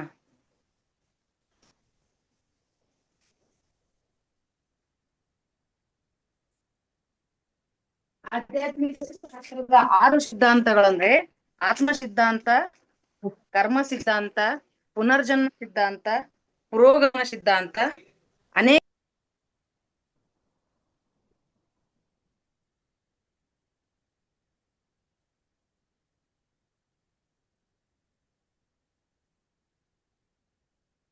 ಮೇಡಮ್ ನಿಮ್ದು ವಾಯ್ಸ್ ಕೇಳಿಸ್ತಾ ಇಲ್ಲ ಮೇಡಮ್. ಲಲಿತಾ ಮೇಡಮ್ ವಾಯ್ಸ್ ಕೇಳಿಸ್ತಾ ಇಲ್ಲ. ಸಿಗ್ನಲ್ಸ್ ಇಲ್ಲ, ತುಂಬಾ ಪೂರ್ ಆಗಿದೆ ಅನ್ಸುತ್ತೆ. ಮಾತಾಡಿ. ಆಯ್ತು. ಓಕೆ, ಈಗ ಹಾ, ಓಕೆನಾ ಮೇಡಮ್? ಈಗ ಕೇಳ್ತಾ ಇದೆ. ಓಕೆ. ಕೊನೆಯದಾಗಿ ಜ್ಞಾನಾನ್ಮುಕ್ತಿ, ಇದು ಯಾರು ಹೇಳಿದ್ದು? ಜ್ಞಾನ, ಇದು ಯಾರ ಹೇಳಿಕೆ? ಕಪಿಲ ಮುನಿಮಗಳದು. ಆಯ್ತು. ಕೊನೆ ಇನ್ನೊಂದು ಪ್ರಶ್ನೆ. ಕೃಷ್ಣನು ಅರ್ಜುನನಿಗೆ ಭಗವದ್ಗೀತೆಯಲ್ಲಿ ಕೊನೆಯಲ್ಲಿ ಹೇಳಿದ್ದು ಏನು ಅಂದ್ರೆ, ಯಥಾ ಇಚ್ಛಸಿ ತಥಾ ಕುರು, ಅಂದ್ರೆ ನಿನ್ನ ಇಚ್ಛೆ ಹೇಗಿದೆಯೋ ಹಾಗೆ ಮಾಡು. ನಿದ್ದೆಯನ್ನು ಜಯಿಸಿದವನನ್ನು ಏನೆಂದು ಕರೆಯುತ್ತೇವೆ? ನಿದ್ದೆಯನ್ನು ಜಯಿಸಿದವನನ್ನು ಗುಡಾಕೇಶ. Very good. 4 ಪುರುಷಾರ್ಥಗಳು ಯಾವ್ಯಾವು? ಧರ್ಮ, 4 ಅರ್ಥ, ಕಾಮ, ಮೋಕ್ಷ. Very good, very good, very good, very good. Patriji ಅವರನ್ನು ಸದಾನಂದ ಯೋಗಿ ಅವರಿಗೆ ಭೇಟಿ ಮಾಡಿಸಿದವರು ಯಾರು? ಅವ್ರ ಸ್ನೇಹಿತರು. Very good. ಅವ್ರ ಸ್ನೇಹಿತರು. ಅವ್ರ ಹೆಸರು ರಾಮ್ ಚೆನ್ನಾರೆಡ್ಡಿ. ರಾಮ ಚೆನ್ನಾರೆಡ್ಡಿ. Very good. ಇಷ್ಟು ಆಕ್ಟಿವ್ ಆಗಿ ಭಾಗವಹಿಸಿದ್ರಿ, ಎಲ್ರಿಗೂ ಧನ್ಯವಾದಗಳು. Thank you madam. ನನಗೆ ಪ್ರತಿ ತಿಂಗಳು ನೆನ್ಪು ಮಾಡಿ ಧ್ಯಾನ ಕಸ್ತೂರಿಯ ಜ್ಞಾನವನ್ನು ಹಂಚಿಕೊಳ್ಳೋದಕ್ಕೆ ಅವಕಾಶ ಕೊಡ್ತಾ ಇದ್ದೀರಿ. ವಿಶೇಷವಾಗಿ ತಮಗೆಲ್ರಿಗೂ. ರೆಡ್ಡಿ ಅಲ್ಲ ಶ್ರೀದೇವಿ ಮೇಡಮ್ ಅವರೇ, ರೆಡ್ಡಿ ಅಲ್ಲ, ರಾಮ್ ಚೆನ್ನಾರೆಡ್ಡಿ, ಕಂಪ್ಲೀಟ್ ಸೈಕಂ ರಾಮ್ ಚೆನ್ನಾರೆಡ್ಡಿ ಅಂತೇಳಿ ಅವರ ಪೂರ್ತಿ ಹೆಸರು. ಅವರಿಂದಲೇ ಧ್ಯಾನ ಕಲ್ತದ್ದು, ಅವರೇ ಸದಾನಂದ ಯೋಗಿಗಳಿಗೆ ಭೇಟಿ ಮಾಡಿಸಿದ್ದು. ಆದ್ರಿಂದ ನನ್ಗೆ ಎಲ್ಲರೂ ಮಿತ್ರರೇ ಅಂತ ಕರೀತಾರೆ ಪತ್ರಿಕ್ sir. Thank you.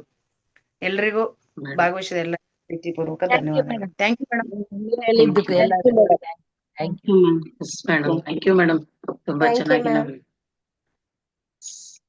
Yes masters. ಇನ್ ಯಾರು ಧ್ಯಾನ ಕಸ್ತೂರಿಗೆ ಸಬ್ಸ್ಕ್ರೈಬ್ ಆಗಿಲ್ದಿದ್ರೆ ಸಬ್ಸ್ಕ್ರೈಬ್ ಆಗಿ. ತುಂಬಾನೇ ಚೆನ್ನಾಗಿದೆ ಆರ್ಟಿಕಲ್ ಓದಕ್ಕೆ. ಮೇಡಮ್ ಆದಷ್ಟು ಕವರ್ ಮಾಡಿರ್ತಾರೆ, ಆದ್ರೂ ನಾವು ಓದಿದ್ರೆ ಇನ್ನ ಎಷ್ಟೊಂದು ವಿಷಯಗಳಿರುತ್ತೆ ಅಲ್ಲಿ ತಿಳ್ಕೊಳಕ್ಕೆ. Thank you so much madam. Thank you madam. Thank you. Yes masters, ಯಾರಿಗಾರು ಏನಾದ್ರು ಕೇಳೋದಿದ್ಯಾ? ಮಂಜುಳಾ ಹ್ಯಾಂಡ್ ರೈಸ್ ಮಾಡಿದ್ದೀರಾ, ಹೇಳಿ. ಹೇಳಿ ಮೇಡಮ್. ಮ್ಯಾಮ್ ನನ್ಗೆ ಈ ತಿಂಗಳು ಧ್ಯಾನ ಕಸ್ತೂರಿ ಬಂದಿಲ್ಲ. ಕೇಳ್ತಿದ್ಯಾ ಮ್ಯಾಮ್? ಕೇಳ್ತಿದ್ಯಾ ಕೇಳಿಸ್ತಾ ಇದೆ ಮೇಡಮ್?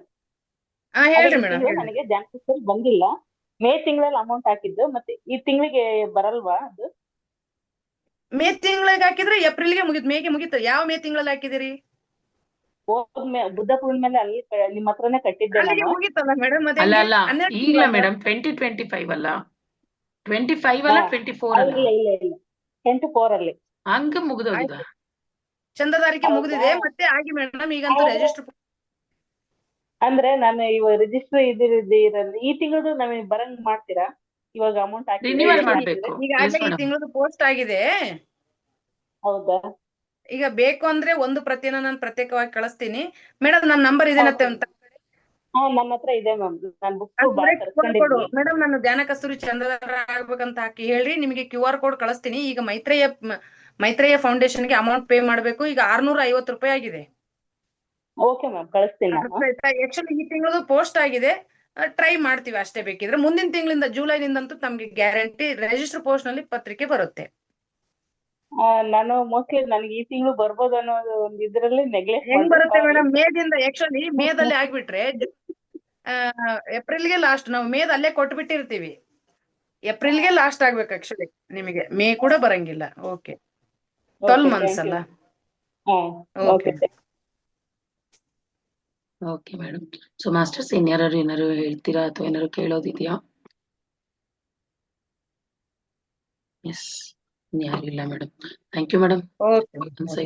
ತುಂಬಾ ಅದ್ಭುತವಾಗಿ ತಿಳಿಸಿದ್ರಿ. ಮತ್ತೊಮ್ಮೆ ನಿಮ್ಮ ಸಹನೆ ದೊಡ್ಡದು. ಪ್ರತಿದಿನ ಬೆಳಿಗ್ಗೆ ಸಾಯಂಕಾಲ ಲೈವ್ ಆನ್ಲೈನ್ ಇಷ್ಟು ಕ್ಲಾಸ್ಗಳು ಮಾಡುವ ನಿಮ್ಮ ಸಹನೆಗೆ ನನ್ನ ದೊಡ್ಡ ಸಲ್ಯೂಟ್. ನಿಮ್ ಮುಂದೆ ಏನಿದೆ ಮೇಡಮ್, ನೀವು ಆಫ್ಲೈನ್, ನಾವು ಆನ್ಲೈನ್ ಅಷ್ಟೇ. ಎರಡೂ ಲೈನ್ ಬಹಳ ಬಿಜಿ ನಿಮ್ಮ. Okay, thank you madam. Thank you so much madam. Thank you masters. ಮತ್ತೆ ನಾಳೆ ಬೆಳಗ್ಗೆ 4:15 ಭೇಟಿ ಆಗೋಣ. Let us end the session, masters. Thank you.